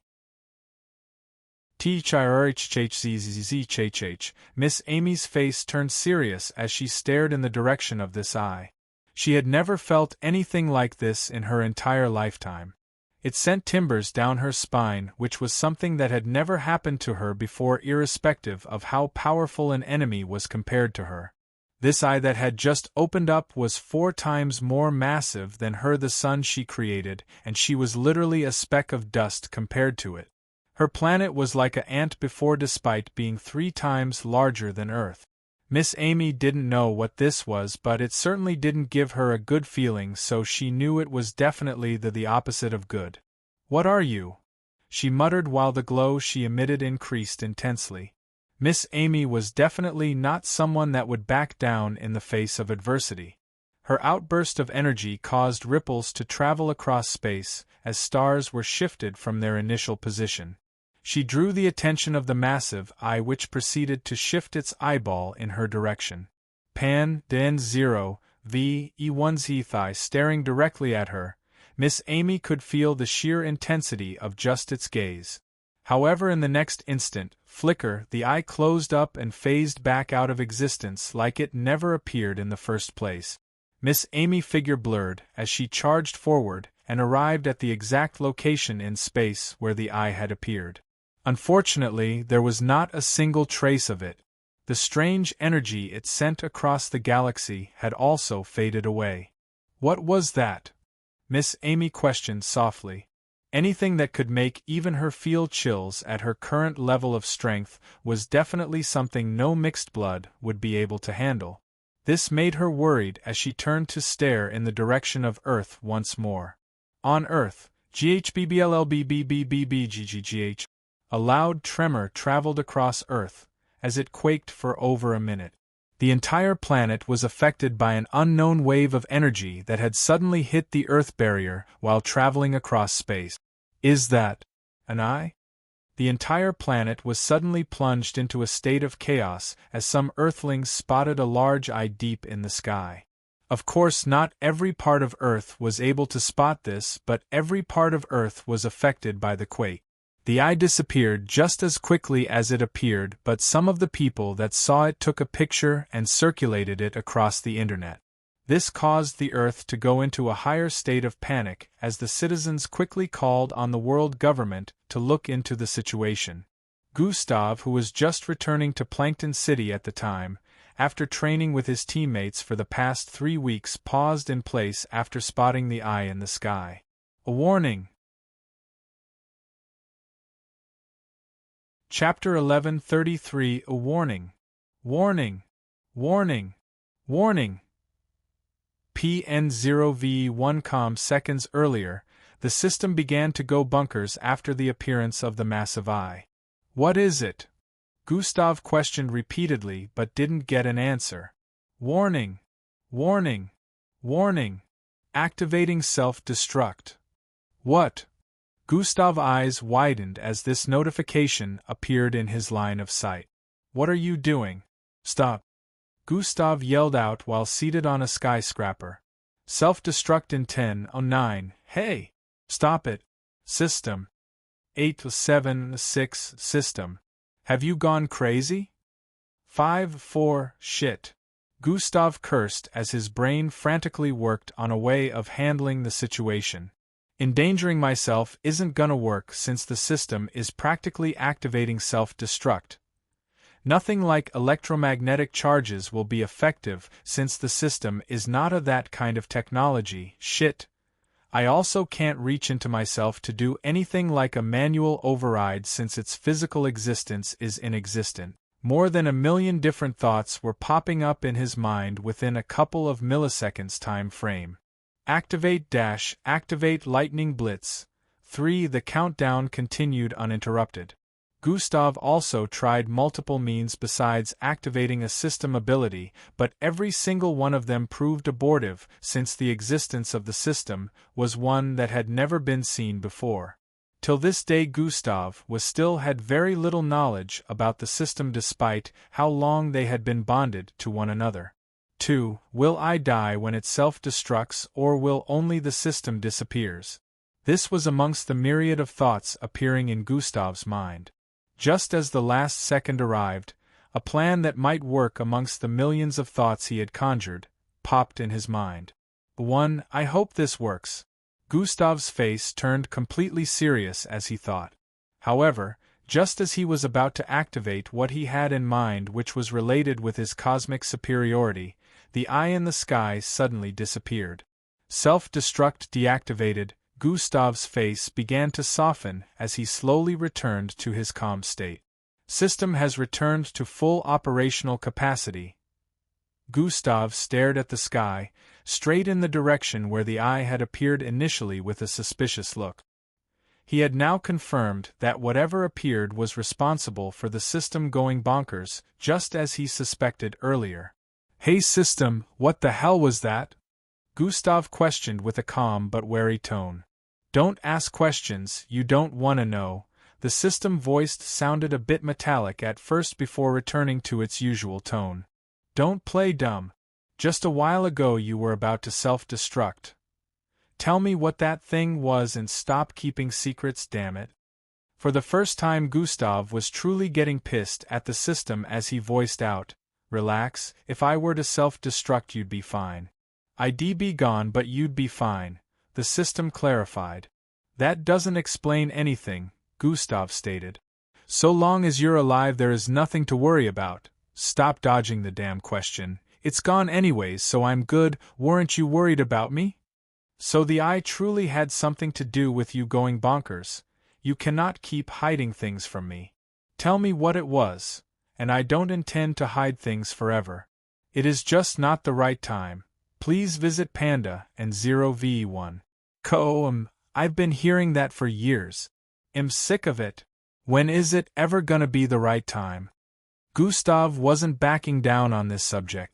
Despite the Earth barrier protecting the Earth from the strange wave of energy that spread across the galaxy upon the appearance of the Earth, Gustav very much sensed the maliciousness and sinister feeling it gave off. "Did you forget that early revelation would bring about cause and effect earlier than intended?" the system reminded. "Am I supposed to wait till the problem is right at my doorstep before finding a way to take care of it?" Gustav questioned. "That is why you are being prepared. You already know all of these tasks and quests are not for nothing. Everything that has happened so far is in accordance to guide you towards the right path to achieving success in your future endeavors," the system voiced lengthily. "Am I supposed to battle whatever that eye is or what?" Gustav questioned while raising his eyebrows. "No, that is nothing compared to what is coming," the system replied with a cryptic tone. "Gustav, the only hint I can give you is, what had just happened today is one of the 5 premonitions," the system added. 5 premonitions? Does that mean 4 more similar events will take place in the future?" Gustav questioned. "No, expect differences. I can't say any more than that except, our time is running out," the system replied. "Occurrences that can mess with your functionality, the maliciousness and outburst of aura it spread across space that caused the entire Earth to quake despite the barrier protection," Gustav could tell. He would be dealing with no ordinary existences in the future. If the Earth didn't have a barrier, the entire planet would have sustained more damage just from its gaze alone. He couldn't deny that at the moment he was not only curious but also on edge. Gustav had accumulated quite the strength since he started this journey, but he knew he was still a bit far from reaching the pinnacle of power. No matter how much the authorities investigate, they will never be able to find out anything about this.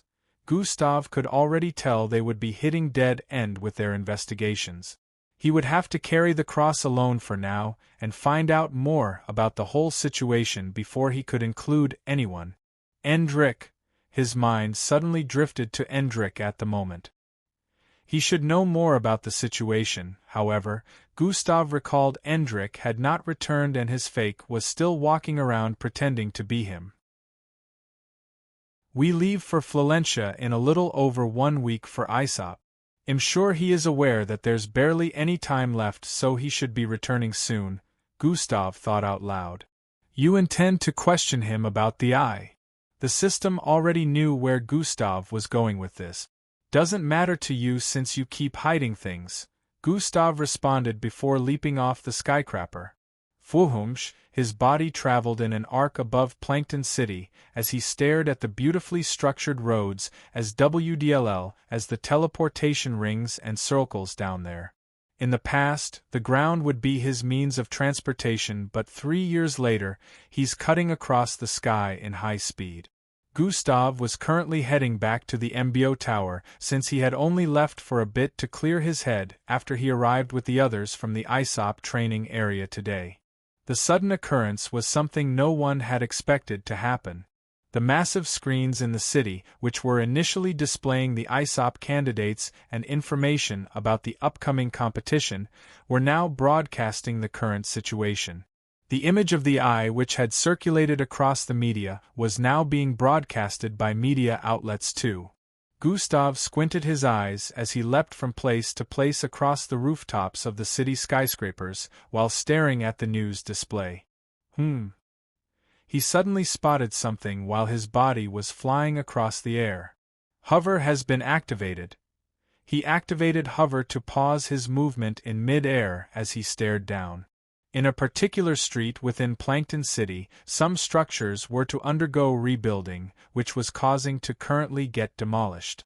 Construction workers and a couple of worker droids could be seen moving about the area. However, the exact thing that had caught Gustav's attention was an item within one of the halfway demolished structures. He could see that there were other items placed outside the partly demolished structure so as to prevent them from getting destroyed, but THJ's particular item was abandoned inside. They didn't care if it was destroyed or not. Zethiasks. A loud mechanical sound rang out as a massive steel-like platform descended upon the halfway demolished structure in a bid to crush it completely. Phew! At this point, Gustav swooped down with intense speed, arriving right underneath the massive metallic platform. Bomb! A heavy sound of collision rang out, accompanied with sneaky sounds as the platform was stopped. It seemed it was struggling to descend further, which caused the construction workers to display looks of confusion. Gustav, who was right underneath the massive metallic structure which shadow had covered the entire vicinity, slowly pushed upwards with his left hand. The platform began to forcefully elevate while he stared at the tub in front of him, which bore multiple lines of cracks. A smile appeared on Gustav's face as he pushed the flat-surfaced metallic platform up completely before reaching to grab the tub. Who the hell is that? Did he just casually lift the crusher with a single hand? What the heck?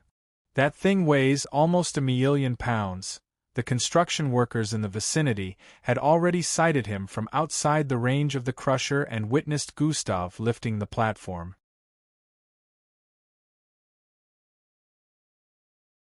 Chapter 1134 Foom. Gustav got out of there with the tub in his grasp, which caused the construction workers to stare at him even more shockingly. That's? Gustav crimson. Now they recognized him since he was closer. However, before any of them could approach, Gustav leapt into the air and flew off. In an instant, he had disappeared into the far skies. The workers and everyone in the vicinity were still at loss as to what would cause such a scenario, but there was no one to answer all the questions in their mind. "What the hell are you doing with the old bathroom tub?" Falco questioned upon spotting Gustav carrying a large tub into the MBO tower. "This tub here has been my buddy during difficult times. I consider it a relic of the past which serves as a worthy reminder of the old times to me," Gustav responded while heading towards the teleportation elevator with it. The MBO fivers in the vicinity stared in his direction weirdly as they spotted the tub he was carrying. I don't get it," Falco stated in response while following Gustav. "You don't have to," Gustav replied. Falco slightly rubbed his face before deciding not to give it much thought. "The others are on the 628th floor in the cafeteria discussing what just happened," Falco disclosed. "I'll meet you guys once I drop this off." Gustav felt he should have dropped this off at his house instead, but they just got here. He decided to keep it in a room here in the meantime till they left the MBO tower. Chatter.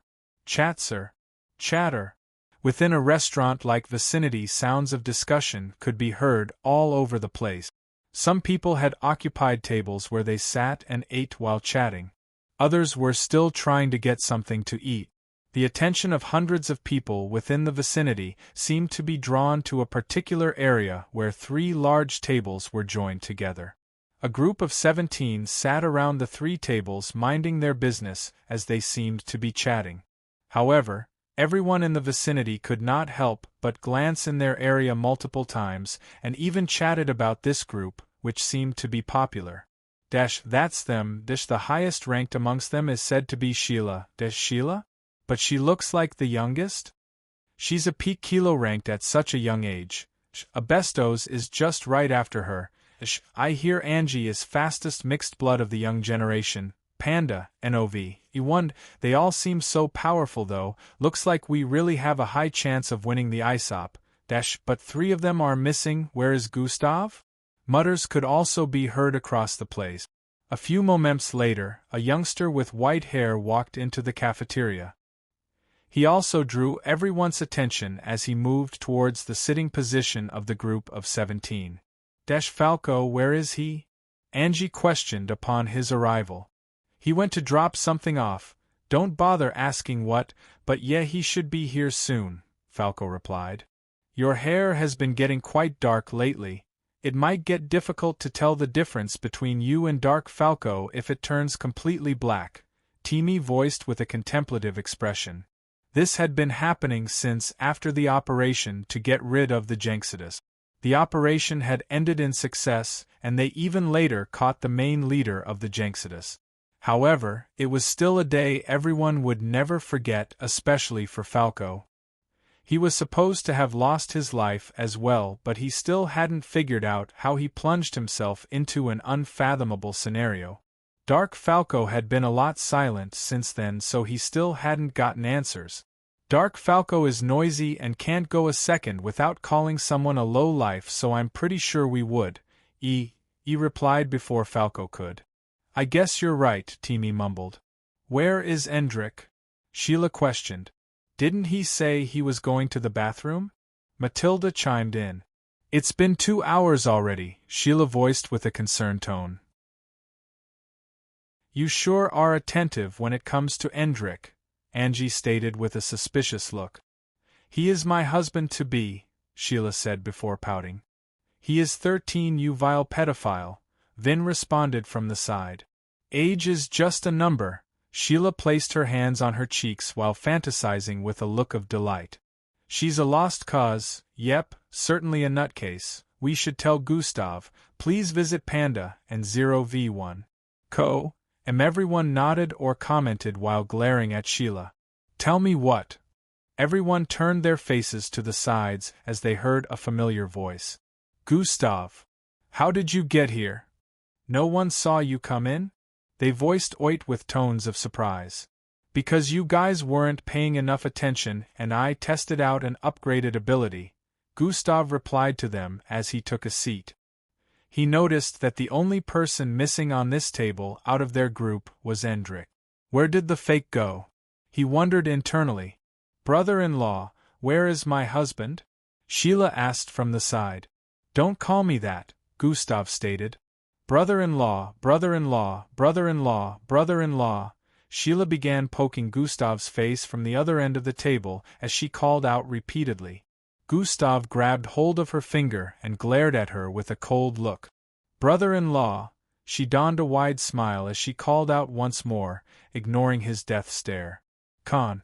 Vin knocked on Sheila's head from the side before voicing out, Behave yourself, Tisich, you're no fun, Vin, she voiced before pulling her finger back and slopping down her chair.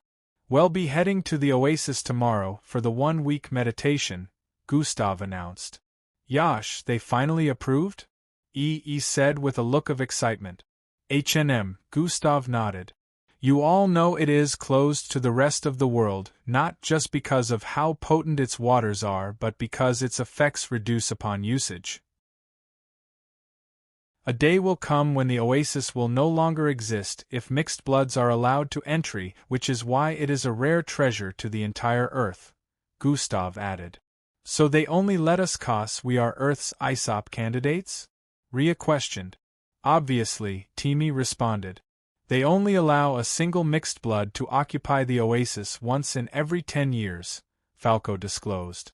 Since I was allowed in recently, They shouldn't be letting anyone in for the next 10 years, but fortunately for us, we get to have the place to ourselves for a week before we head out of planet for Aesop, Gustav disclosed. Every single team member had looks of excitement on their faces after they heard Gustav announce this, even though some of them still didn't like him. They never knew there would be a time in their livelihood where they would be given access to the oasis. It was truly a dream come true. Within a massive medieval city with a dome surrounding it and ice chunks falling from the sky, a teenage boy with curly hair stood in the middle of what seemed to be a battlefield. It couldn't even be called a battlefield anymore since it seemed like a one-sided slaughter had occurred here.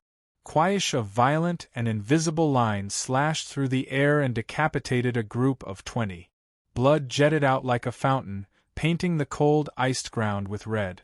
As heads rolled, bodies also piled. Destructiveness spread across the city and houses were collapsed as well. The teenage boy with black curly hair had a blood-soaked body with his eyes hung low as he stepped forward slowly. His face was expressionless but his gaze bloody sharp. His knees weakened after taking a few steps but not because of physical tiredness. Plop!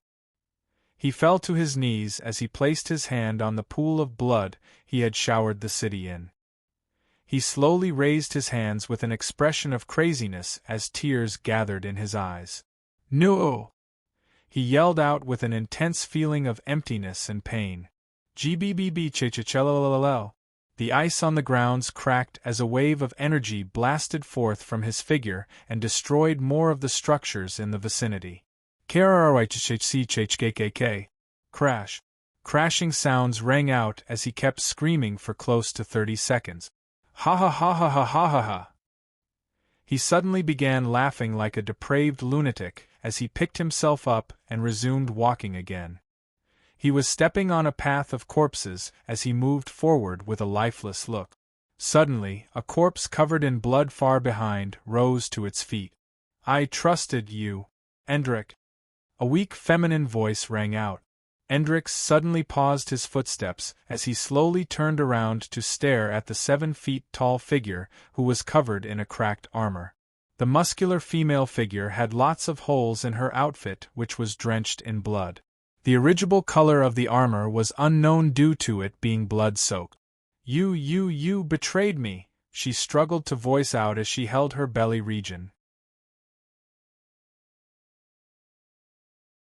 Chapter 1135, You betrayed me, she struggled to voice out as she held her belly region. Blood was still flowing from her figure and dropping onto the icy ground. Endrick's head hung low as he stared forward with an expression of shame. "It was either you or him," Endrick stated. You, what do you stand to gain from this?" she voiced out while slowly taking steps forward. The survival of someone important to make sure he doesn't suffer again, this was the sacrifice, Endrick voiced with a low tone. Stet. The tarmac lips quivered as she continuously and slowly stepped forward till she arrived before Endrick. "Did these last 2 years mean nothing to you?" Her figure towered over Endrick as she voiced while blood seeped out of her mouth. "Were you only leading me on like a lamb ready to be slaughtered at the appropriate time?" she questioned once more. "Yes," Endrick's face turned dark as he replied. The tarmac's face froze up for a bit before a smile appeared on her face. "That person must be really important to you then," she suddenly hugged Endrick after voicing out. "I can't bring myself to hate you, live long."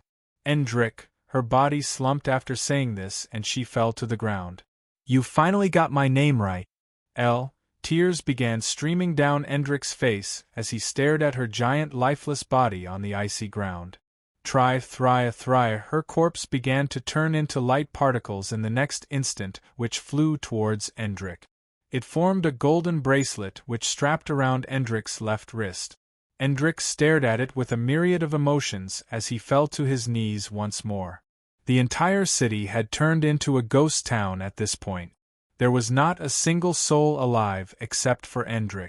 A green glow appeared on Endrick's forehead in the next instant as a voice was heard next. "All 3,436 souls within the city have been snuffed out. You did it, Husarius voiced with a heavy tone. Yeah. I did it, Endrick muttered with a flat tone. I understand how you feel, but there was no other way, Husarius said with a comforting tone. Do you? Do you really understand how I feel? You a talking object, Endrick stated. Gwyi the greenish crystal flew out of Endrick's forehead and floated in front of him. I may not be human anymore, but I assure you I still retain human emotions and empathy, Husarius replied with a calm tone. So you've killed 3 million people before too? Endrick questioned. No, I haven't. Then you have no idea how I feel. Don't pretend like you do. Endrick stood to his feet and rubbed the bracelet on his wrist for a bit. Sigh, Husarius heavy a light sigh. It may have been 2 years in this world, but in ours, only around 4 months have gone by, Husarius disclosed. It should almost be time for Aesop right now, Endrick realized. It is time to head back, Husarius announced. Let's go back, Endrick responded.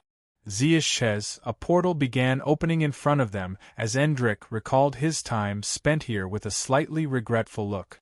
I won't forget you, he said internally before walking into the portal. I forgot about my physical appearance, Endrick voiced as he stood in front of a mirror. He had developed a light mustache, and strands of hair could be seen around his chin region. He had reached a height of 6 feet as well, and his upper body developed a bit of muscles. In this world you are a 13-year-old, but in reality, you are already 15, so this is to be expected. Endrick's forehead glowed repeatedly as Husarius spoke. They will get suspicious. Is there something we can do about this? Endrick questioned. Ting, Husarius flew out of Endrick's forehead in the next instant. Xiaowen, the green crystal, emitted a bright light, and in the next instant, Endrick turned a bit shorter. His hair looked less messy, and all of his facial hair had disappeared completely. This is good, Endrick nodded. It is just an illusion. Everyone that stares at you will never be able to tell how you look originally, Husarius stated. I hope so, Endrick responded before he moved towards the shower. Calm. Please visit Panda and 0v1. Yo Endrick, you in there? Minutes later, knocking could be heard from the door repeatedly. I'm coming, Endrick answered before heading towards the door. Upon opening it, a bunch of people could be seen. You've been gone the entire day, man, you good? Questioned. Yeah, I just needed to do some meditation, Endrick replied. You sure you don't have a chick in there? He said while stretching his neck in a bid to look indoors. Pandi, a no v1-inch hunno, who are, Endrick was about to ask who she was when memories from the clone drifted into his mind. Oh, she's never thought I'd meet one in my lifetime, Endrick thought. Hubby, let's make babies through the night, Sheila voiced out while trying to force her way into his room. Glare. She sensed glares pricking into her bodies from all corners. You pedo. Have you no shame, woman? Come on, guys, age is just a number, she screeched with an innocent look. Anyways, Endrick, we just came to remind you that we're heading to the Oasis tomorrow, Falco said from the side. Oh? The Bloodline Oasis? Endrick inquired. Yes. We were approved to occupy the place for a week, Falco added. All right then, Endrick nodded. Minutes later, Endrick was seated on his bed with a look of contemplation. I didn't channel my bloodline much in the last 2 years, since I barely had the time, but I still reached the peak kilo rank. Visiting the Oasis would mean I would reach the Delta rank, Endrick thought loud. You would surpass everyone then, your brother included, intact you already do, Husarius analyzed. It doesn't really matter since his strength can't be gauged by bloodline ranking measures, but at least, this would make me more efficient. I can protect and assist him better, Endrick replied. The next day arrived very quickly, and the group of 20 found their way to one of the aircraft floors. An aircraft that would take them to where the Oasis is located was already waiting for them. Big brother, Endrick voiced as he moved closer to Gustav within the aircraft. You're back, Gustav voiced in response. Huh? Back? Angie and Matilda, who were beside him, voiced in confusion. Yeah, I didn't think you'd realize. A wry smile appeared on Endrick's face as he said to Gustav. It was quite easy for me. Just like how I can see you have grown taller. Gustav and Endrick kept talking, ignoring Angie and Matilda, who still had looks of confusion. Damn Husarius. I thought you said no one would notice the difference in physical appearance? Endrick cursed internally. What happened to you? Gustav questioned. Nothing much, Endrick responded. Is that so? All right then. Gustav could see that something was up, but he didn't want to delve too deep, since it might not concern him. I have something to ask you, Gustav added. Huh? What is it? Endrick sounded a bit surprised. Later. Well, talk about it later, Gustav replied. Endrick could already tell that it was something Gustav didn't want the others to know about, so he just nodded in response. Zweihiath, the aircraft took off at this point and disappeared into the northern skies. Sesh passed. He kept a box in our apartment and told my mother to give it to me when I awakened my bloodline, like he already suspected I would.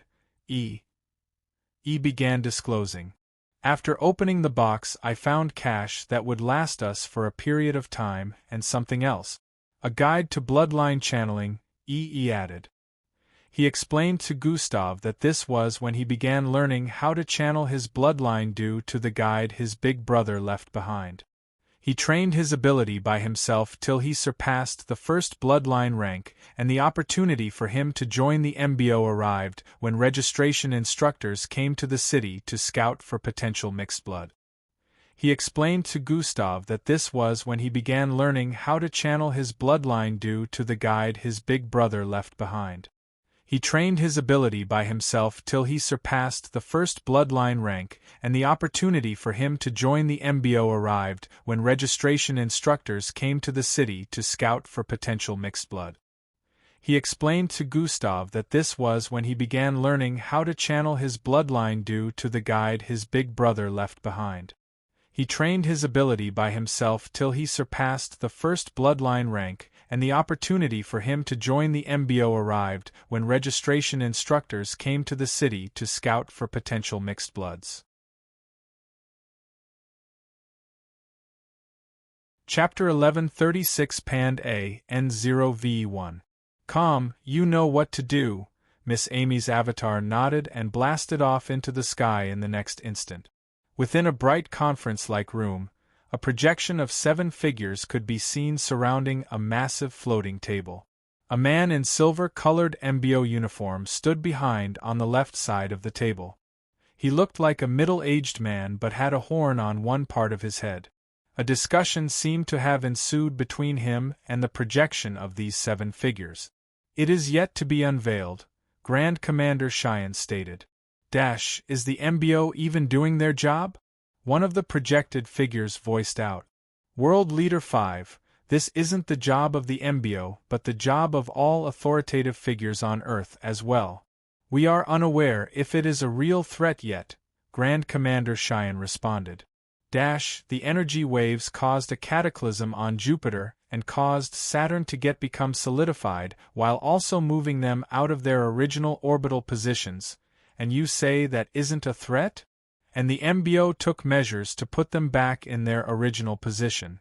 We are playing our part in trying to figure out what that thing was, Commander Cheyenne replied. Not to mention how it caused an earthquake all across the planet despite the barrier, another of the projected figures voiced. It disappeared without a trace. Satellites are unable to detect its presence, and some of our technological scanners are unable to sense its energy all across the galaxy, Commander Cheyenne explained. The civilians are worried. We're gonna have to come up with a story for them soon since we still don't know what we're dealing with here. I suggest going with something simple to avoid planet-wide unrest, Commander Cheyenne suggested. What is the MBO going to do about this next? Don't tell me you have nothing planned just because the satellites are unable to detect anything? World Leader 1 finally spoke. We have sent a team to the appearance point in space to collect data. Once we have information on what we're dealing with, I shall inform the world leaders, Commander Cheyenne stated. Whatever that thing is, we want it neutralized immediately if it is discovered in the process, another one of the world leaders voiced out. Understood, Grand Commander Cheyenne nodded. We shall await the good news. After saying this, the projections began to fade. The figures disappeared completely after a couple of moments. The whole place turned silent for a bit as Commander Cheyenne seemed to be lost in his thoughts. Commander Cheyenne. A feminine voice pulled him out of his reverie. Huh! He quickly turned around with a startled expression as he hadn't expected anyone to get this close to him without his awareness. Amy! He voiced with a tone of surprise as he stared at the feminine figure in white outfit before him. She gave off a celestial aura as she stepped forward. Grand Commander Cheyenne felt it made sense now since no ordinary person would be able to get this close to him without his knowledge. What are you doing here? He questioned. You know why I'm here, Miss Amy replied. The giant eye? Grand Commander Cheyenne felt this could be the only reason she would just pop by his place without prior notice. It appeared right beside my planet, Miss Amy voiced in response. That means you were right next to it? Commander Cheyenne felt this would help bring in more information since Miss Amy was closer. But it disappeared too quickly. I was unable to engage it in any form, Miss Amy replied. The whole planet was plunged into unrest. Do you know what it is or its purpose for appearing? Commander Cheyenne questioned. No, she replied. I sent a team to the location where it appeared. Maybe they will be able to discover something, Grand Commander Cheyenne stated. That is a waste of time. They won't discover anything, Miss Amy voiced out. Please visit Panda and 0v1. But I've tried, there is nothing. Not a single trace was left. It doesn't matter what technology they use, they won't be able to uncover anything. Miss Amy bluntly shut down any hopes Great Commander Cheyenne had initially. Great Commander Cheyenne let out a heavy sigh as he stepped back and sat on the table with a contemplative look. What do we do? He questioned. That thing appeared like it had always been there and disappeared like it never existed. It gives off a presence unlike nothing I have ever felt before, Miss Amy disclosed. What? It didn't travel across space to that point? It just suddenly appeared? Great Commander Cheyenne questioned with a look of disbelief. Yes. I didn't sense spatial energy either. Also, it is at least 8 times the size of Earth's sun. Spatial travel for such a massive entity is practically impossible, Miss Amy stated her analysis. You said it gave off a presence like nothing you have ever felt. How exactly did it feel? Great Commander Cheyenne inquired. Powerful, unfathomable, choking, overbearingly powerful. Grand Commander Cheyenne's face went from intrigue to disbelief, and then shock in a couple of moments. He understood how much powerful Miss Amy had become and realized that for her to be giving this sort of description meant none of them on Earth would be able to withstand being in the presence of that massive eye. But it's just a eye, Great Commander Cheyenne couldn't help but mutter. That's why it cannot be just an eye, we have to find out what it is and get rid of it, Miss Amy pointed out. Get rid of it? We don't know if it is an enemy yet, Great Commander Cheyenne responded. I want to uncover all the necessary details about it, but incurring the wrath of an entity that puts fear in you of all people's heart is not something that I think would be in the best interests of Earth, Great Commander Cheyenne stated. Don't be a coward. That thing is nothing good, I can guarantee that. Just because Earth was unscathed this time doesn't mean the same scenario will play out next time, Miss Amy voiced with a tone of coldness as her eyes squinted. We still don't know what we're dealing with, Commander Cheyenne responded. I will kill that thing before it can cause harm to everything I hold dear, and you will help me with the support of Earth, Miss Amy stated with an authoritative tone.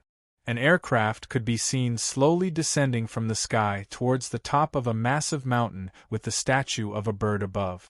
The bird was looking like an eagle but with very long talons which was bigger than a full-grown adult. The bird itself was a structure of its own and guards could be seen all across the vicinity. Upon touching down, a group of 20 filed out from the aircraft one after the other. 2 MBO officers who were already awaiting their descent began to slowly lead them down the mountain path on the east side. If we were headed for the bottom of the mountain, why didn't we just get off at the bottom? Rhea wondered out loud as they slowly made their way down. Because the security measures put in place will destroy the aircraft. Dwellers who seem to be living very frivolously. Where are the ones you said were suspicious? Gustav questioned as he tried to hide the expression of disgust he felt deep down. You're 6 o'clock. The one with the brown clothing, and you're 2 o'clock. The one with a wrapper-like cloth, whispered. Even without turning around to stare in their direction, Gustav could make out their entire appearance using his perception. Now that you mention it, they do seem kind of suspicious, Gustav stated. Did you notice it? Questioned. The mud smeared on part of their body, it doesn't seem particularly old. It's barely noticeable, but if they had been on the slums for a very long time, it would look a bit different. Gustav was finally taking note. I didn't notice that, but what I did notice was, they act like they frequent this place a lot, but if they did I would have seen them before. I have never seen them. This used to be the den of my brother's gang, and it became like this after he passed. I know every single person that frequents this place, and since they're adults, I would have seen them before as well, but I haven't. Secondly, the one sitting 2 o'clock was holding the cards wrongly. The one 6 o'clock was observing the environment while trying to act like he's asleep. He listed out. I did notice he wasn't asleep, but I didn't find him suspicious. You're right, these two definitely need to be observed, Gustav whispered back. Chapter 1137, There's a beam in the middle? Angie voiced with an expression of confusion. That's not a beam. That is still a part of the oasis, Gustav replied. Huh? How? Angie was about to ask again when the MBO officers ahead explained. The oasis have different level of effectiveness, which is also represented by the floating pieces of rocks around it, the officer by the left voiced out. The further up you go, the more the effectiveness of the oasis. However, it is advisable not to go beyond the 4th level for mixed bloods below the Delta rank, the other officer explained. Why not? Falco questioned. Mixed bloods lower than the Delta rank will feel too much pressure bearing on their bloodline channels, which might cause the channels to burst, causing the mixed blood to lose their power and return to the Zulu rank, the officer responded. THS effectiveness is quadrupled at that height, but so is the pressure, the other officer added. Everyone besides Gustav had looks of astonishment after hearing that. They stared at the pillar of water extending from the stream below straight up. The pillar of water extending up turned into a different color the higher it extended. 7 levels and we can't go beyond the 4th, Eldris mumbled. At the 5th level the pillar of water was starting to look reddish, but was still transparent. However, from the 6th level it was pure red with no transparency. The 7th level above glowed a bright and crimson color. It looked similar to blood. The 1st level was the stream itself, where everyone could soak in without issues. Well, leave no so you all won't be disturbed. Be careful, the 2 officers voiced out after arriving at the bottom of the mountain. Everyone voiced out their appreciation and bid farewell to them before moving further ahead. I can already feel my bloodline energy stirring up, Timi said with a tone of fascination. Same here. The air itself makes my bloodline channel faster, Abestos voiced out. With this, I should at least reach the 2nd or 3rd step of Kilo, Finks said with a slightly delighted expression. I will reach the 3rd step and defeat Gustav. The captain position will be mine. Yonda stated. Not a chance, everyone voiced at the same time. TCH, Yonda expression turned sour. Give it up, man, just focus on getting stronger, Fildhor said while patting Yonda on the back.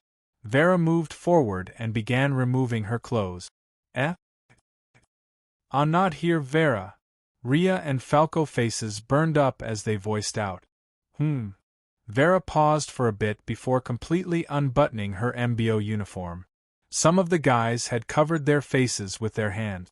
I have a swimsuit, Vera voiced out. Oh, Falco hand dropped after hearing this.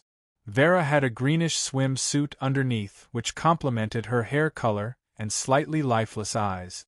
The other girls giggled upon seeing the reaction of the boys and took off their clothes as well before jumping into the stream. A marvelous sight to behold indeed, E voiced with a smile. Pa. He felt a push from behind, and before he knew what was happening, his body had already blasted forward. UMF Tusha! A loud splashing sound rang out as he landed in the stream right beside Elevra. He quickly pushed his head out of the water before he could drown. Elevra, who was right beside him with a yellow swimsuit, began chuckling upon seeing his expression. You can laugh, E voiced with an expression of disbelief.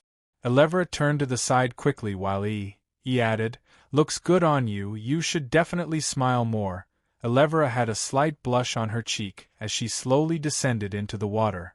As for my revenge, E snapped his fingers. Panda, NOV. E1A vortex appeared right behind the culprit who happened to be Falco. Huh! It was too late for Falco to react as he turned around in the process of the vortex swallowing him up. Zing! He reappeared from a vortex above the stream and fell strictly into the oasis. The group was jolly as they moved into the stream one after the other while laughing and chatting.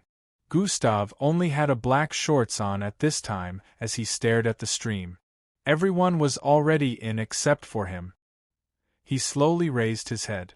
If one followed his sight, they'd see that he was staring at the ascending pillar of water in the middle of the stream.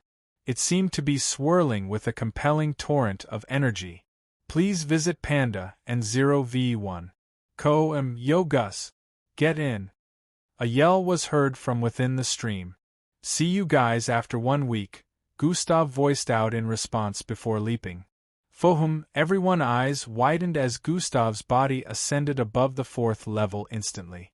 PSSSHSHHH, a mixture of splashing and sizzling sound rang out as Gustav's entered the 5th level, which had a transparent red coloring. Wasn't the 5th level off limits? What the hell is he doing? Some of them instantly went bonkers upon seeing Gustav enter the 5th level. We need to inform the guides and get him out of there, Matilda yelled while jumping out of the oasis 1st level. Guys, I'm fine. Focus on increasing your strength. Everyone heard the soothing voice or Gustav in their minds. Did you guys hear that too? Rosalind voiced out. We did, Falco confirmed. Oh good, I thought I was hearing things. Abesto sighed in relief. Well, technically you were.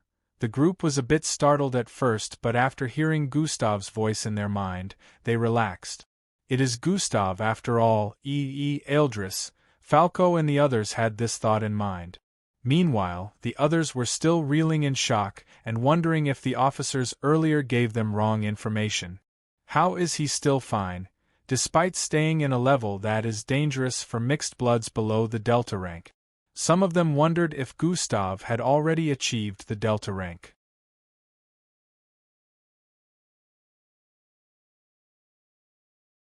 Chapter 1138. It was said that this particular one could make the mixed blood increased in strength by a couple of steps. A mixed blood who managed to reach this point in the oasis would become way stronger than whatever rank they achieved when leaving this place. Are you storing up more energy now? Gustav asked internal as he withstood the pressure of the 5th level. This time I should be able to absorb more and put it into a backup storage just in case, the system replied internally. Alright, this time what happened the other day will not repeat itself, the system added. You going bonkers the other day? Yes. There will be enough energy to protect against any forceful override. Just as I thought that thing was truly responsible then, did it appear because of me? You already know I won't answer that, but it looks like you haven't regained a single power of your outworldly identity that you can control yet, so you cannot truly understand anything. So until I'm able to use Cohelia then. Gustav slightly raised his left palm and peered into it. The multicolored slanted rhombus glow deep within was still trapped in a barrier. I'll just focus on getting even more powerful. Gustav's face turned serious as he closed his eyes back. Nothing could be seen in this world of red, so there was no point to leaving his eyes opened unless he activated God Eyes. The pressure of the 5th level was something he could bear. He could feel all of his bloodline getting nourished as he floated within the 5th level. A torrent of energy slowly began circulating around him, causing the glowing red oasis to start spinning as well. Originally it would take a kilo ranked around 5 to 10 years before they could get to the next rank. However, for people like Endrik who had a high bloodline grade, it would take them around 2 to 3 years. Being in the 5th level meant 1 week of bloodline channeling would equal 2 years in the normal state. When you are done, tell me. I will challenge the higher levels, Gustav said to the system internally.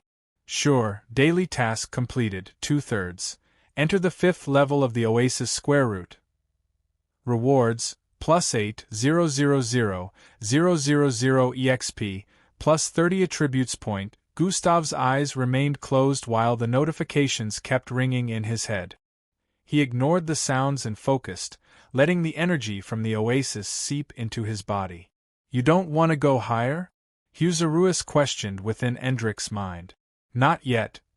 Did you forget the phenomenon of ranking up to Delta? Endrik reminded. Why is that a problem? Husarius inquired. I don't want everyone to be aware of my strength level. Too much questions will be asked since a lot of things don't add up. I should be at the peak of Echo, instead I am at the peak of Kilo. Endrik explained. If it is the phenomenon that you are worried about, I can suppress it, Husarius stated. How? I will trap it in your core for the meantime, and which means you would have achieved the Delta rank, but not completely. When you finally have the chance to be alone, I will unleash it and you will become a full-fledged Delta rank, Husarius explained. Endrik, thinking face, this is a once-in-a-lifetime opportunity. You can't waste it all because you're afraid of becoming more powerful, Husarius added. Well, alright then. Endrik opened his eyes and looked around. Almost everyone was still in the 2nd level of the oasis, while some had already moved to the 3rd level. Endrik could spot Vera and a few others here with their eyes closed. They just floated within the body of water. Waving his arms down multiple times, Endrik arrived at the 3rd level where he could spot Angie, Eldris, Abestos, Falco, Rhea, Finks, Fildhor, Matilda and Glade here. They had formed a kind of circle as they floated within the 4th level with their eyes closed. Please visit Panda and 0v1. Some of them had expressions of pain on their faces which depicted they were still adjusting to the pain of the 3rd level. Man, if the 3rd level hurts this much, then how painful would the 4th be? He had this thought in mind as he bore the pain. He wasn't the only one having this thought. Some of them hadn't expected it to hurt this way, but at the same time they could feel the energy from the oasis flowing into their bloodline channels. No pain no gain, I guess, but I'm staying here for now. No way I'm gon' try to kill myself like these maniacs, he decided. Endrik could feel the improvement just from staying within the 3rd level for a couple of hours. However, he knew within himself that this wouldn't be enough to break through to the Delta rank. The peak stage of the Kilo rank was the most difficult out of all 4 steps. Trying to break through could take years, and Endrik could tell that this level of the oasis wasn't fast enough to get him to break through in a week. Time to go further up. Endrik began swimming higher. The further he swam, the more the pressure. It started making him feel like he was lifting over 1,000 tons while swimming. He could see the 4th level right above him, but getting in was more difficult than he had expected. Telekinesis tube, Endrik said internally, causing energy to spread forth from his being. An intense vibration could be felt within the oasis as space shifted. A hollow passage that led up was formed right around Endrik, leading straight up into the next level. The others who had felt the intensity, opened their eyes and were shocked to see Endrick floating straight up into level 4 unhindered. Upon closer look, they could see that there was no water within the area he ascended from. The oasis water had been pushed aside for a bit. In a few moments everything returned to normal after Endrick had gotten into the 4th level. Did he just? That kid is a monster like his brother. They had these thoughts in mind as they stared up while shaking their heads. The only other two that had arrived at the 4th level were Elevra and Yonda. They hadn't expected someone else to go up this quickly. In a flash, 3 days had gone by. HNNNGHHH. Plush. A massive water pressure pushed a short guy in tank top and shorts back downward. He stared up with an unyielding expression where a transparent red floating body of water could be seen. I will get to the 5th level no matter what. He swore internally while charging upwards again.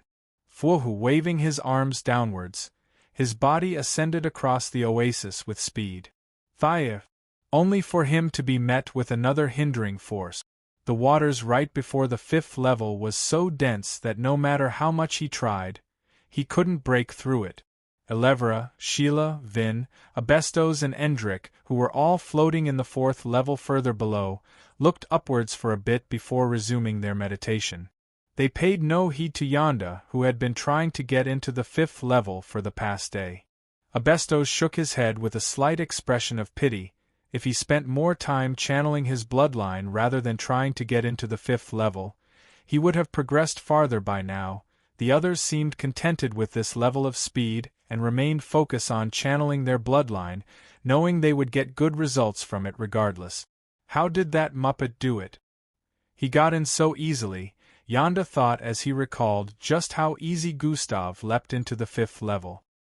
He had already tried the same thing from outside the oasis, but the pillar of water extending upwards was extremely hard at level 5. The instant he made contact with the outside walls of water, he got blasted backwards with force. He had tried multiple times but achieved the same result, and now trying it within the oasis, he was met with resistance. At this point Angie got to the 4th level with Matilda and Falco. Their faces showed looks of pain as they tried to adapt to the new environment which brought them pain. P&D Enovone. Komi. E, who had later summoned up courage to head to the 4th level, arrived and headed for the space in between Angie and Elevra, since they had formed a kind of circle. They could both feel his approach but didn't bother opening their eyes. As E was trying to slither in between both girls, his arm accidentally brushed against Elevra's thighs. A strange phenomenon was suddenly displayed as both their figures glowed up immensely, causing everyone to open their eyes with looks of confusion. What just happened?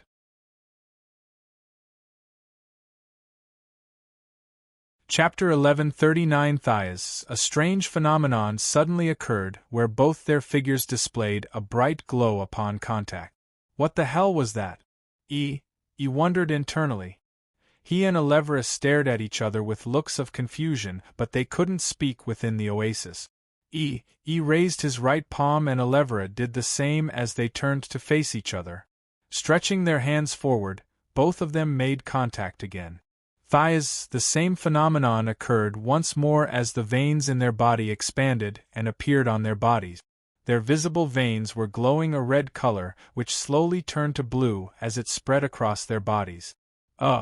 Both of them groaned for a before separating once more. Everyone in the vicinity were staring at them at this point, wondering what just happened. They seemed to be waiting for some type of explanation. E and Elevra stared at each other for a bit before smiling.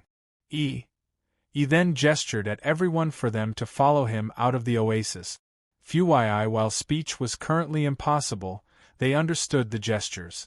Since everyone was curious, they followed. The others at the lower levels wanted to understand why everyone was leaving, so they followed as well. Only Endrick and Gustav remained in the oasis at this point. They couldn't get to Gustav, so it was understandable why he wouldn't be a part of this, but no one understood why Endrick remained. After everyone had left, Endrick looked up at the area where the water had turned a bit reddish. I have to get in there, he said internally before swimming upwards with force. Dwyer, his speed was immense, but he still met with resistance upon reaching a certain point, just like Yonda. However, Endrick pushed forward with his telekinetic energy, battling against the immense force of the oasis. After a couple of seconds, he broke through the resistance and finally found himself in the 5th level. Outside the oasis, everyone had gathered except for Gustav and Endrick. Make this quick, I need to get back to entering the 5th level, Yonda voiced out upon getting out of the oasis. Give it a rest, you're never getting there. Keep wasting your time when we only have 4 days left. Sheila and a few others laughed at Yonda's statement. You little shits. I'll show you who's boss, he yelled in response. Sheila kept laughing before Elevra spoke. We connected to something when we touched in the midst of my bloodline channeling earlier, she voiced out. We both saw a lineup of people, and for me it felt like I was in the presence of kinship, He added. What does this mean? Rhea questioned. Didn't you guys do any research about the oasis before arriving here? He voiced in response. The connection to the bloodline predecessors? Falco chimed with a look of surprise. That seems like the best possible explanation, Elevra answered. We didn't get enough time to bask in it properly, but I felt like I was basked in a world of dimensional energy, He added. Everyone knew ES Vortex creation bloodline was related with spatial manipulation, so his explanation made sense. Elevra chose not to reveal hers, but she definitely felt she was in the presence of figures who carried the same bloodline energy as hers. Since it only worked through contact, does that mean we have to touch each other? Angie questioned. You guys have been in the 4th level since the first day, did anything similar happen? He asked. They shook their heads in response, which gave them the answer they were looking for. Everyone, let's pair up, Eldris voiced out. Where is my hubby? Hubby? I only want to pair up with my hubby. Sheila jumped around like a kid while ignoring Rhea, who had just tried to pair up with her. Hold on, guys, Falco suddenly voiced with a contemplative expression. From both their explanations, it wasn't vivid enough. They sensed it, but it didn't seem like it was very clear, Falco added. Yes, but what are you getting at? He questioned. If contact with another mixed blood is required during bloodline channeling, then, how much of an effect would it create when there is contact between more mixed bloods? Falco replied. Everyone's faces sharpened up with an expression of understanding as they heard this. They entertained the possibility of this having a better effect. Then, does everyone just need to touch one person? Rhea wondered out loud. Everyone turned to stare at him while rolling their eyes. Teamy had the urge to facepalm. It requires everyone to hold hands. Why am I explaining this? Falco hunched his back with a look of tiredness. Please visit Panda and 0v1. Let's try it, Eldris stated. 1st level or 4th level? He questioned. There's no guarantee it would work on the 1st level, but let's try, Falco suggested. Everyone moved towards the stream at this point and lowered their bodies to the position where only their heads were left above the surface. They closed their eyes and locked hands together after forming a circle before proceeding to channel their bloodlines. The group channeled their bloodlines together, while waiting for a similar phenomenon like what happened with and Elevra to repeat itself. Guys. I don't feel anything, after some time, Sheila voiced out. Everyone began opening their eyes one after the other. I don't feel any different too, looks like it didn't work, they voiced out one after the other before leaving the oasis. We have to get back to level 4, Falco stated. Everyone already figured out at this point that this was the only way it would work. The others who had settled on level 3 initially had dark looks on their faces as they heard this. They could already predict how much discomfort they would have to endure. However, since no one in the group was below the peak echo level, they could endure the pressure of the 4th level. The group proceeded to move towards the 4th level next. Done, took you 3 days, and looks like I won't be able to make it to the last level before time runs out then, Gustav responded. The chances of you exploding to smithereens at the last level is 99%, so don't be greedy and make do with what you can handle, the system replied. Is that your way of telling me you delayed for this long on purpose? Gustav questioned internally. Maybe. What are you gonna do about it, virgin? Fuck you. You can't fuck me. I don't have a physical body, you pervert, haha. No, fuck. You bitch, that's not what I meant. Veins appeared on Gustav's forehead as his eyebrows twitched repeatedly. Dumb little pervert, who knew you had such fetishes, haha. The system kept laughing at him. Gustav, I'm heading up. Thwyish waves of waters blasted across the vicinity as Gustav's figure sped upwards. He could sight the deep red waters hundreds of feet above, which prove he was still in the 5th level. The results are pretty satisfactory. You already reached the 3rd step of kilo rank, still unrefined. You reached the 3rd step in 3 days. If you can endure the 6th level, you might reach delta rank before the next 4 days are up. If so, you don't 100% think I can endure it, Pan, DN0V1, Selim, I know. Yet your dumb ass still tries to head straight to mishap anyways. What is the use of your intelligence? Look, system. I have a higher intellect than most, but I am not a computerized being like you.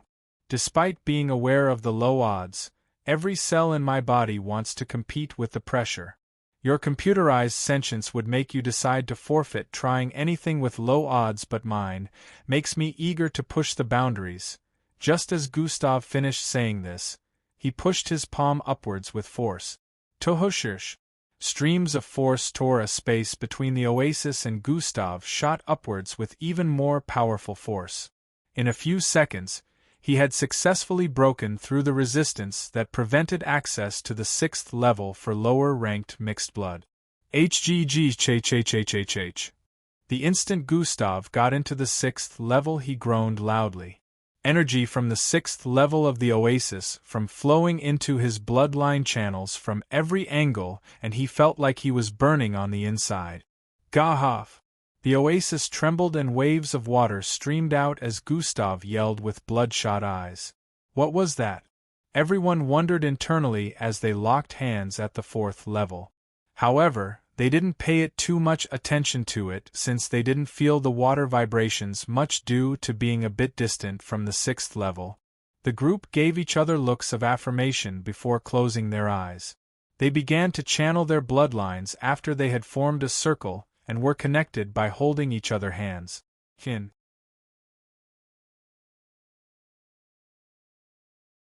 Chapter 1140 Xian, a bright glow was suddenly emitted from all 18 of them.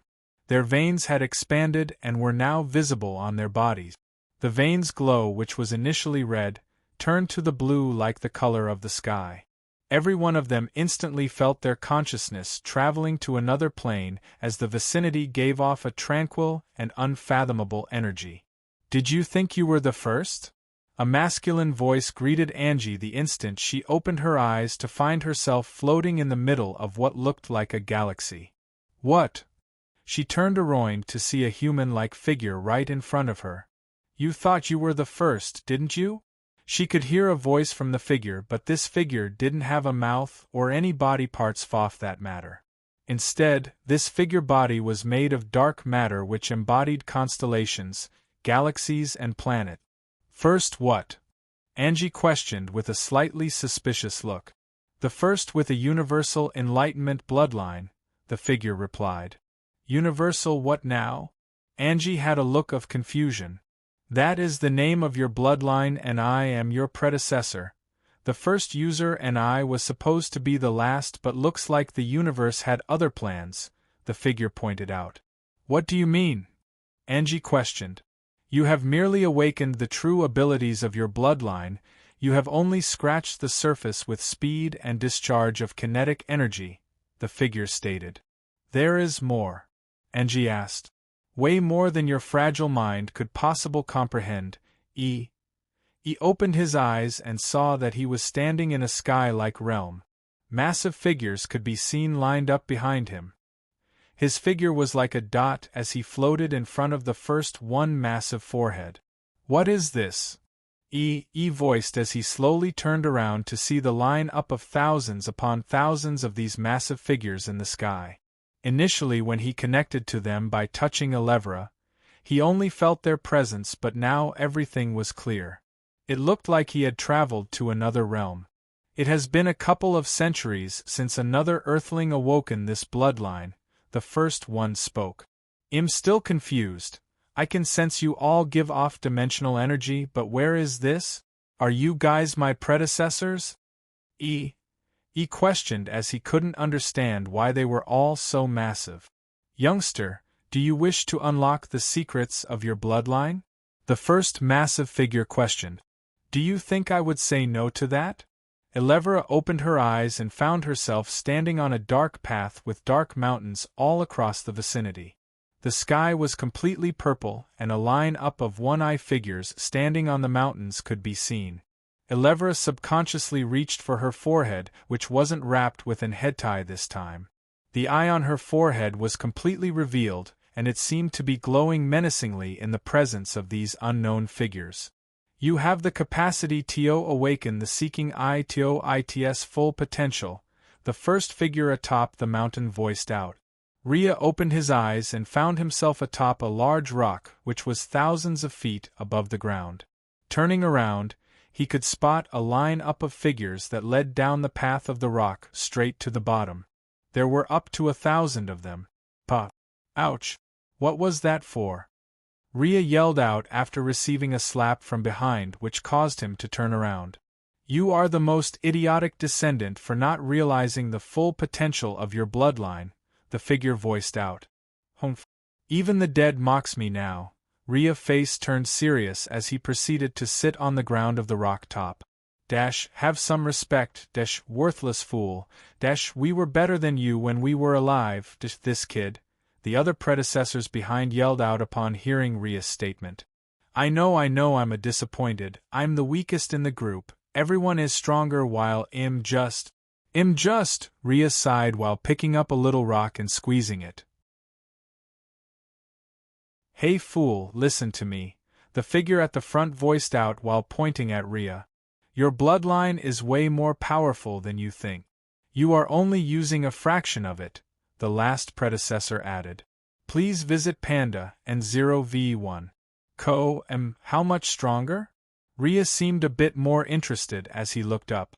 "You only manipulate the earth, but what you don't know is, you can manipulate any natural resource to your desired intent and even embody it, become it, or let it become you." Rhea's face showed a contemplative expression as he heard this. "Natural resource? Doesn't that mean I can manipulate any physical item?" Rhea questioned. "Looks like you're starting to understand. Your bloodline is an embodiment of nature. The earth itself is the biggest part of nature, which is why it came easy for you to manipulate," the last predecessor voiced once more. Rhea stood to his feet at this point as he began to show a look of interest. "Kid, do you want to unlock more of your bloodline potential?" he questioned. "Yes, I want to become stronger," Rhea yelled with a fired-up look. Gustav sucked in air as he clasped his palms together while his veins wriggled intensely like they were about to burst out of his skin. "This is way more difficult than I anticipated," he said internally. "You were warned," the system voiced in his mind. "Have you begun absorbing more backup power?" Gustav questioned. "Yes, but it will take about a day to complete, or it would become unstable if you left at the moment," the system responded. Who said anything about leaving? Even speaking in his mind was getting difficult as Gustav's felt like his insides were both getting burnt and crushed at the same time. "Let's see how long you will last in this condition," the system added. The deep reddish waters bubbled with intensity as Gustav's frame twitched repeatedly within. The energy spreading forth from this location was so suffocating that a normal kilo-ranked mixed blood would have exploded to pieces after spending just a second here. Time continued to pass as Gustav endured, unbothered about what could be going on in other levels of the oasis since he was fighting his own demons here. Eldris opened his eyes and found himself in a dark realm. He stared at his arm and the rest of his body before realizing he was black and white. Gazing forward, he could see a massive wheel up ahead. This massive wheel had lines of different colors extending from the middle to the part of the circumference of the wheel. These lines of colors were millions in number, and every one of them glowed colorfully, giving that particular part of the realm a beautiful scenery. However, his position remained dark and gloomy. Zing! Zing, zing, zing, figures began to appear on the wheel one after the other, and in a few seconds, up to 25 of them had appeared. "Come, child," one of the figures voiced. Eldris began to float towards them without control of his actions. As he closed in on the wheel with millions of colors, his body began to change from black and white to a stroke of different colors.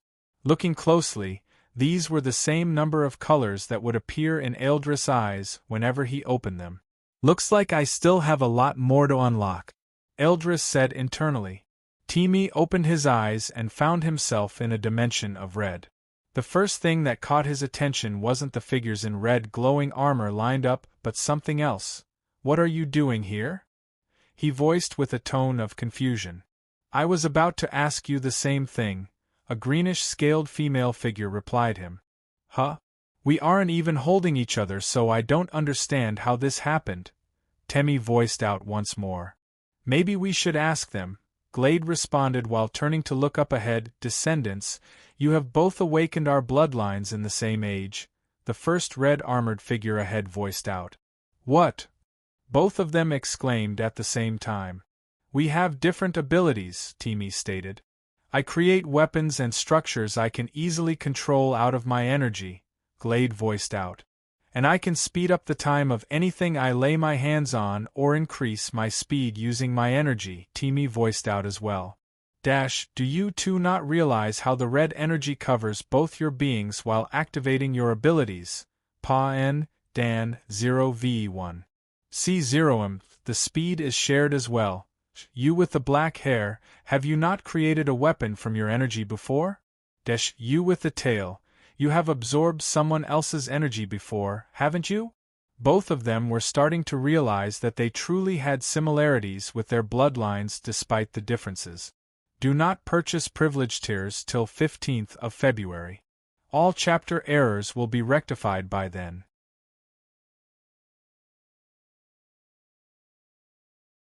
Chapter 1141.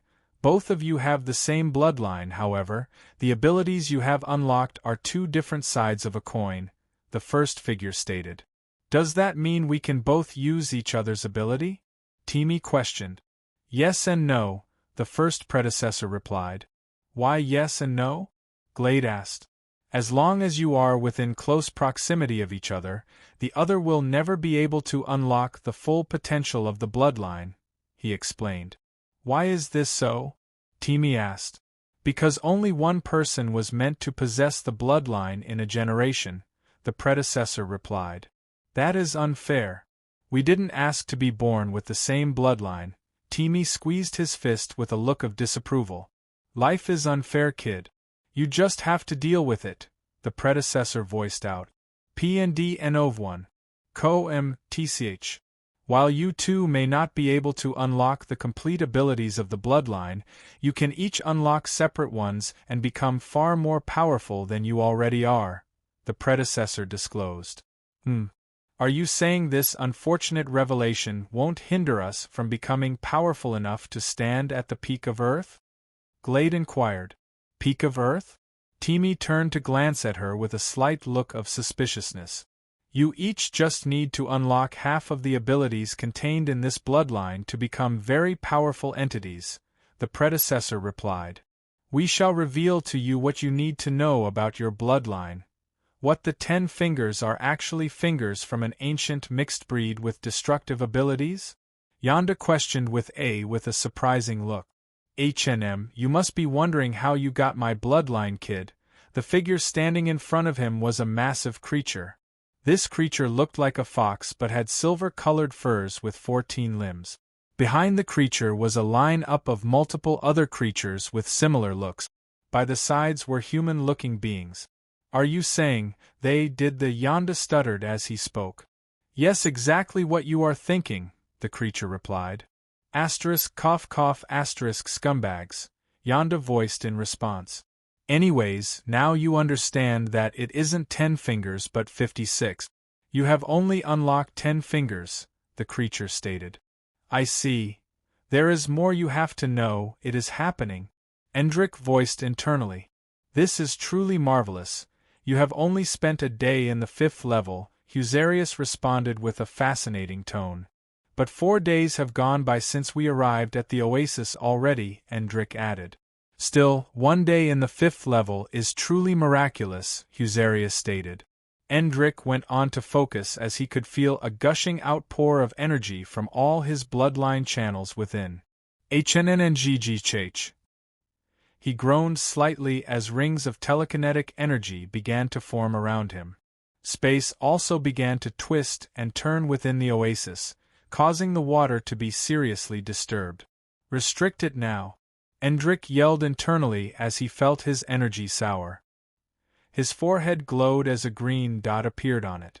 Fyi, a green crystal phased out of his forehead and floated directly above his forehead. Tying. It emitted a glow that encapsulated Endrick's entire figure in the next instant. Slowly the distress in the vicinity began to reduce as the surroundings returned to tranquility. Endrick felt the energy that was about to gush out initially get restricted by the force Husarius had created. Congratulations on achieving the beta rank, you are now amongst the 100,000, Husarius said internally. Thanks, I guess. Endrick's face lowered as memories of atrocities plagued his mind. Don't think about it, Husarius' voice pulled him out of his reverie. Do you think I should tell him? Endrick questioned. Tell him you achieved the Delta rank? Husarius inquired. No, should I tell him?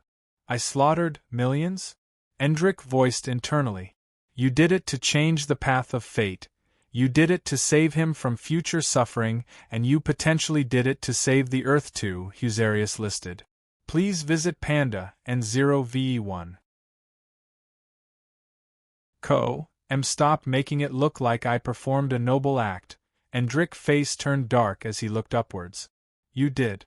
Had you not done this, the future events would certainly be more troublesome, Husarius added.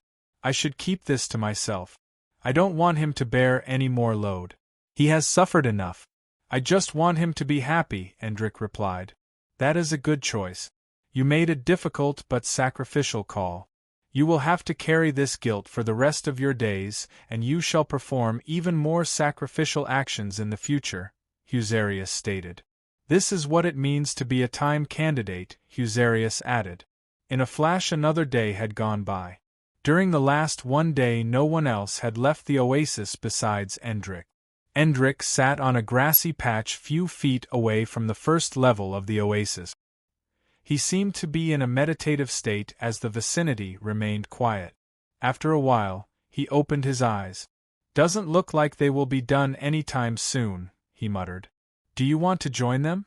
Husarius questioned. As much as I would like to, I can't disturb them, Endrick replied. On his way out of the oasis, he noticed the circle the group had formed with their hands connected to each other. He realized that they must have figured something out while he and Gustav were in the other levels. He was also interested in figuring out what they were up to and also joining in, but with the way their figures were glowing along with how they were in a trance-like state, Endrick figured it wouldn't be wise to disrupt them. You mentioned something about being amongst 100,000s of mixed bloods after I achieved the Delta rank. Does that mean you can tell how many have achieved a certain rank? Endrick questioned. I can make a rough estimate, yes, Husarius replied. Then, how many have achieved the beta rank? Endrick asked. 10,000, Husarius answered. How many have achieved the alpha rank? About 100, Husarius answered once more. Out of billions of mixed bloods, only 100 managed to achieve the alpha rank. That is really something. I wonder how it feels to be at the pinnacle of power, Endrick voiced out. He wasn't so hinged on power like he used to since he was more driven by a higher purpose now, but he still wanted to become one of the most powerful mixed bloods one day. Only one person has managed to achieve the beacon rank, Endrick muttered. Yet, he isn't the most powerful, Husarius stated. Huh? Then, who is? Endrick questioned. Just as Husarius was about to respond, a strange outburst of energy suddenly attracted their attention. Thisish, that energy, unbelievable, someone is breaking through to the Delta rank, Husarius voiced out. Endrick's eyes widened as he looked up at the area where the 6th level was located. It is coming from the 6th level, don't tell me it's him. Endrick didn't even need to say this as he could only think of one person who was capable of this at the moment. It is the outworldly, Husarius confirmed.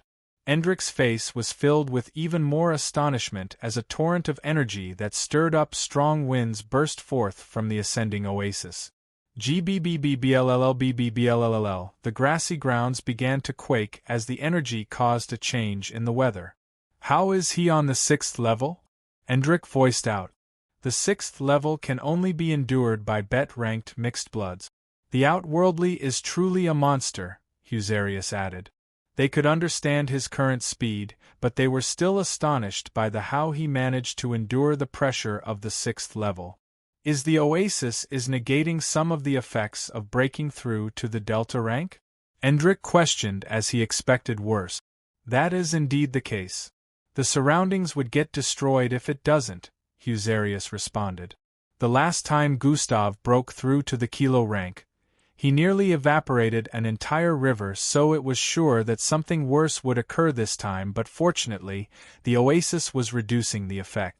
Usually, mixed bloods at this level of strength would have a breakthrough containment where the energy discharge from their breakthroughs would be absorbed instead of causing environmental issues. However, both times Gustav had broken through, he happened to be far from any location where he could use a breakthrough containment. Within the oasis, the water was sizzling with intensity as Gustav's skin peeled off his body and his shorts got disintegrated. Immense energy was flowing from within him uncontrollably as he felt his entire being undergoing a massive leap in strength. The Kilo rank is truly nothing compared to the Delta rank, Gustav noted internally as he felt his bloodline channels fill up with energy. He could feel the oasis reducing the excessive outburst of energy, yet the surroundings were still getting affected. Outside the dimensional bubble where the oasis was situated, the skies had darkened. Boom, boom, boom, boom.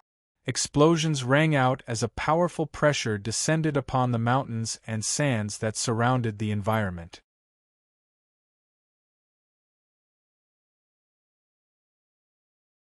Chapter 1142 Boom. Boom. Boom. Boom. Explosions rang out as a powerful pressure descended upon the mountains and sands that surrounded the environment. Despite the oasis reducing the effect, the area outside the dimensional bubble where the oasis was hidden had been thrown into chaos.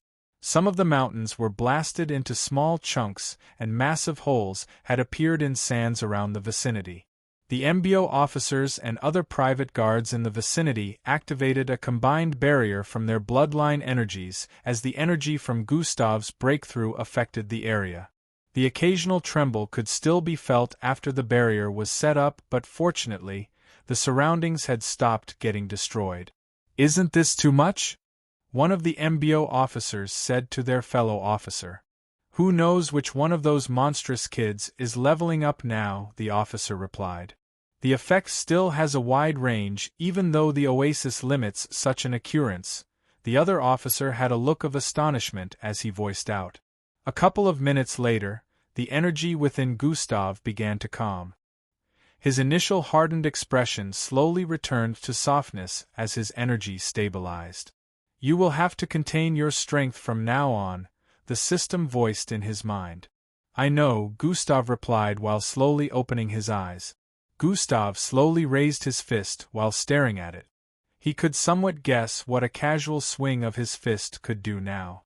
"I will only contain it on Earth," since I have to be careful about unnecessarily causing destruction, but during ISOP, I will be unbridled, Gustav said internally. The strength of the aliens they would be competing against were unknown, but with all Gustav had figured out so far, there was bound to be really powerful opponents. ISOP seemed fair on the registration of participants based on age requirements, but they knew very well that this was far from being the case. For all they knew, the possibility of going up against aliens that could decimate Earth high-ranked Moxbloods was high. Your channels have undergone too much strain and become quite damaged. You have to leave the oasis for it to get rejuvenated, the system announced. FYI, in response to that, Gustav sped sideways and found himself outside the oasis in nearly an instant. He began to fall from the air after speedily phasing out the side of level 6 instead of swimming downward. Plushed, a loud splashing sound rang out as Gustav landed in the first level of the oasis. His figure was releasing a cloud of steam as he slowly strided out of the oasis. Endrik, who was standing a few feet away from the oasis, met Gustav's gaze as he walked out of the oasis. "Oh? You're out too?" Gustav voiced while arriving at the patch of grass. "Yeah, I needed to meditate outside," Endrik replied. You're Delta rank too, what a coincidence," Gustav chuckled before sitting on the grassy ground. "Husarius, I thought you said it is disguised?" Endrik screamed internally. "He is the outworldly. I don't think we can hide such from his eyes," Husarius replied with a defeated tone. "You're quite fast now. You also have facial hair. Don't worry, I won't ask." Gustav noted these but could tell Endrik wanted to keep things to himself, so he refrained from being too curious. "Thank you," Endrik sighed in relief, because he wasn't sure he would be able to keep the truth from Gustav if he asked. "The others are still in," Endrik disclosed. "Thanks, Captain Obvious," Gustav replied. They figured something out." Endrik ignored the taunt. Figured something out?" Gustav looked up at the ascending pillar of water in the middle of the oasis. "God eyes have been activated." He instantly peered through the walls of water surrounding the 4th level. "Oh? They truly seem to have figured something out," Gustav voiced with a tone of astonishment as God eyes showed him a reading of the energy they were giving off while glowing. "It doesn't look like they will be done soon, and we still have a little over a day of time left," Endrik stated. As curious as I am, I can't get into the oasis for at least a day." Gustav slumped his shoulders while stating. "Huh? Why?" Endrik questioned. Pand A and 0v1. "Calm, I've slightly damaged my channels from staying within the high levels of the oasis for so long. It will take some time for it to completely heal up," Gustav explained. "It is a surprise you aren't dead yet after spending a whole day in the 6th level." Endrik nearly facepalmed at Gustav's recklessness. "Even though you are the outworldly, you should stop actively trying to get yourself killed," Endrik added. "Danger and fortune comes hand in hand. I went from the first step of Kilo rank to the first step of Delta rank in less than 6 days. It paid off," Gustav shrugged. Psi I guess, but still be careful," Endrik advised. "Sure, Mom," Gustav's reply caused Endrik's forehead to twitch a little. "I'm going to head back in," Endrik voiced out. "Hold on, did you forget we have something to discuss?"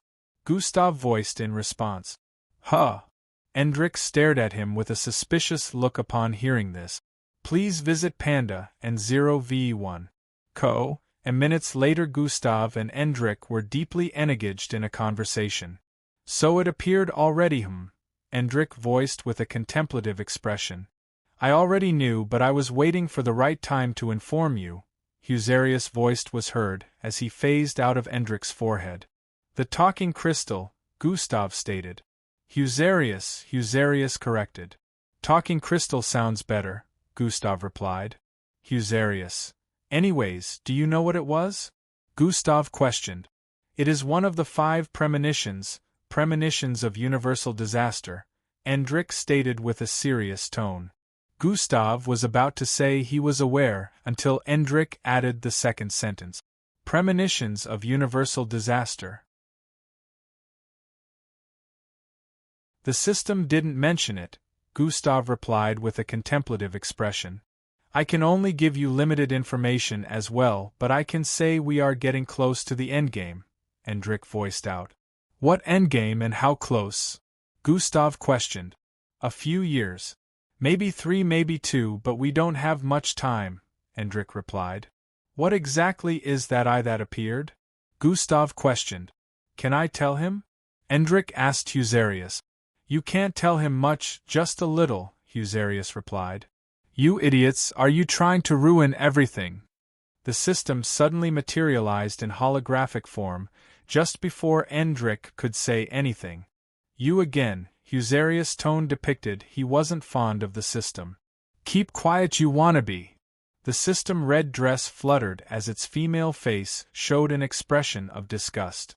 Make me, you fake. Husarius' voice was unyielding as the crystal let out a bright glow. The system also emitted a red glow as both their energy clashed and caused space to twist and turn.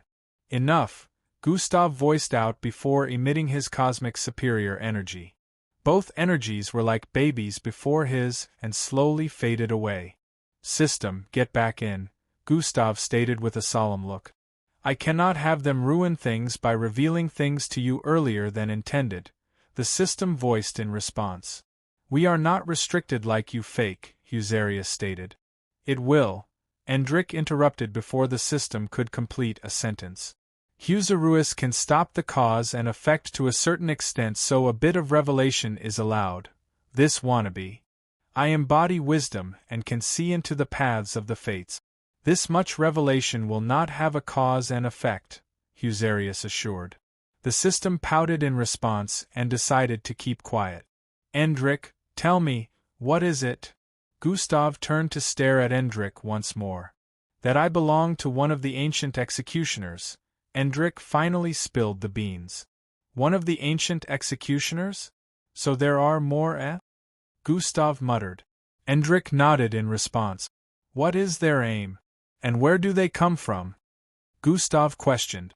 Sorry, I can't reveal any more than this, Hendrik replied with an apologetic gaze. Answers leading to more questions as usual, Gustav voiced with a I should have known look. You should not have asked if you weren't ready for the answer. The system girly voice buzzed like a mosquito in Gustav's ears. Why are you still here, useless? Gustav questioned with a glare. TCH, the system dematerialized in the next instant. You also mention this being one of the 5 premonitions like the system did. That means more of these executioners would appear here in the future or their body parts, Gustav said to Hendrik. They can't appear here in full physical form, at least not yet. The next premonitions won't be happening in the Milky Way, Hendrik replied. So, other galaxies then? Gustav inquired. Hendrik nodded in affirmation. But you will still feel it because they give off your. Hendrik stopped himself before he could reveal any more information. Give off my? Gustav voiced with a questioning gaze. Can't say any more, Hendrik shook his head. All right, at least you were more useful than the system, Gustav replied. Suck yourself off, the system yelled in his mind. When did you become so vulgar?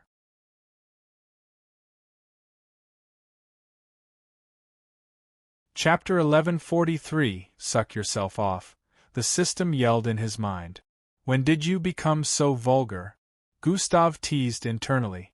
I'm happy to be of help, Hendrik smiled while responding. One last thing I can reveal to you is, after the 5th premonition everything will end. Hendrik's smile faded at this point. But it is my job to make sure that doesn't happen, right? Gustav could more or less tell that this was the case. Yes, and every one of us will join hands with you to battle, Hendrik replied. All right then. Thanks once more for the information. Gotta go meditate now. Gustav waved as he walked further away from the oasis. Hendrik watched him walk away, and could understand that Gustav would have so many questions, but there was nothing he could do in the meantime. Hendrik decided to head back into the oasis after this to further channel his bloodline. It embodies the energy of the universe. That is why it is called universal enlightenment, a figure whose body was made of constellations and galaxies voiced out within an unknown realm. I draw the energy of the universe? Angie questioned while floating in a cross-legged position. Not right now, you don't. You don't even know how to properly draw energy from your surroundings. You gather kinetic energy and discharge it when it could be used for other purposes, the figure disclosed. Oh? How else can I use it then? Within a fog of pitch darkness, a throne could be spotted up ahead with a figure kneeling in front of it. With the amount of concentrated darkness within the vicinity, visibility was at 0%. However, the figure kneeling in front of the throne could see rather clearly within. Another figure donned in a dark armor stood beside the throne. This figure didn't look human. It had hollow and sunken eyes which were also laced with darkness. The dark armor had weird carvings on them, and it seemed like it was the body of this unknown figure. Claws could be seen on its hands and legs as well. You have been using my power all this time, it is time for you to start using yours, the figure standing beside the throne voiced out. The figure kneeling had his eyes closed initially and a small mark was on his forehead. He slowly opened his eyes. Indescribable intent brimmed from his gaze as he stared at the unknown figure standing beside the throne. I don't want this power if it will change who I am, Falco stated. This is not who you are. This weak, pathetic low-life personality you have adopted is a facade, my king, the dark armored figure replied. Shut it. I am who I am, and anything that will change that, I won't allow, Falco stated with a strong tone. Accept the darkness. The dark armored figure stated. Embody the negativity, become our sovereign once more, the figure added. I refuse and I will keep refusing, Falco replied. You cannot stay like this forever, you fool. I mean, my king. I will continue to fight for you, but eventually, your true power will awaken. While the group were still in their trance-like state, Endrik had returned to the 5th level to keep channeling his bloodline while Gustav continued meditating. Everyone seemed to be undergoing massive transformation that would take years to achieve. The world government seemed really hellbent on winning the ISOP with the boost they had practically given the candidate. The substitutes did not get to enjoy the same treatment. After this endeavor, it was certain that the 20 who had been given a 1-week access to the Oasis would surpass all of their peers by multiple bounds. They were already some of the strongest mixed bloods in the MBO, and now they would get even stronger. The night went by very quickly and the last day arrived. Gustav had spent all this time meditating and trying to heal his slightly damaged channels, which was going well, but he still wasn't completely healed. He was lucky this didn't affect his strength. He had no choice but to stay out of the Oasis so as not to make matters worse. He opened his eyes after some time and insurmountable energy gathered around his frame. Zing, zing, zing, zin, zing, over 200 spherical balls containing destructive energy appeared all around Gustav. They were purplish in color with red lightning arcs swimming across their circumference. System, add some of that energy you absorbed to every one of these orbs, Gustav demanded. Huh? You know it's for backup, right? The system voiced internally. This is also for backup, Adam, Gustav replied. Okay, the system didn't know what Gustav was driving at when these orbs were already very powerful. Red energy phased out of Gustav as he stretched his hand forward to touch the spherical balls one after the other. A couple of minutes later all of the balls had turned from purplish to dark red while black electric arcs swam across it. They all emitted fierce destructive energy which the air to vibrate intensely due to their existence. Gustav went back to his seating position after imbuing them with more energy and looked upwards before whispering, "Please visit Panda," and 0v1. Koam combine, he snapped his fingers. Tsieth, the spherical balls of destructive energy began to phase into one another at quick pace. With every combination, they grew larger and larger. A few seconds later, a gigantic building-sized orb had appeared. Thrive. The air sizzled with intensity upon the final product of the combination, causing weird reactions to the vicinity. Compress, Gustav voiced out. A space compression energy phased out of Gustav at this point, and the massive spherical orb began to reduce in size. Do you know what you just created? The system voiced with a slight tone of terror. A planet-destroying orb. Yes, I'll call it planet-desecrating orb, Gustav decided with a tone of delight.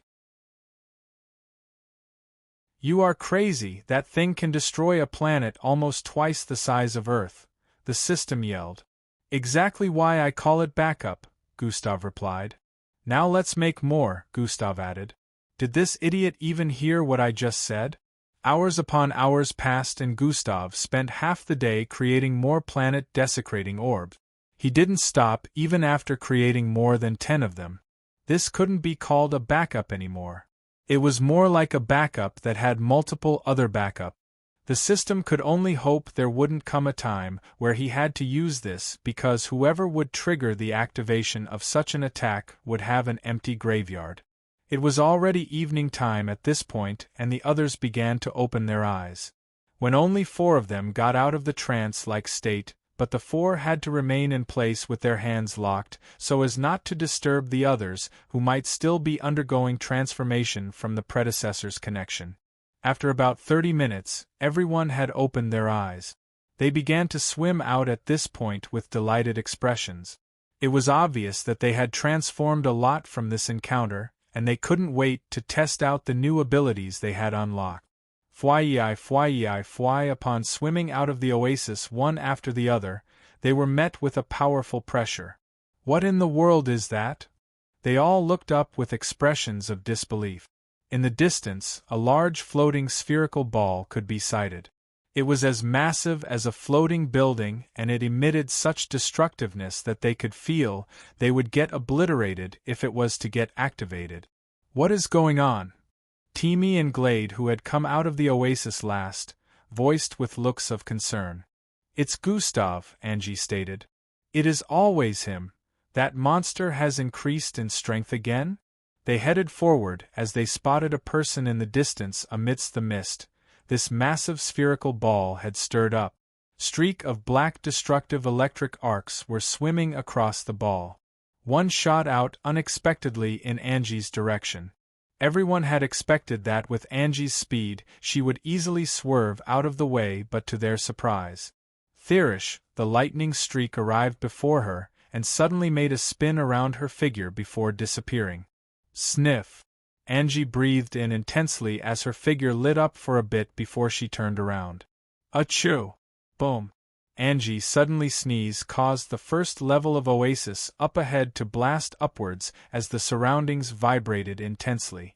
The water blasted upwards, reaching a height of more than 300 feet before descending. Huh! Pan DN0V1 COM, when did she?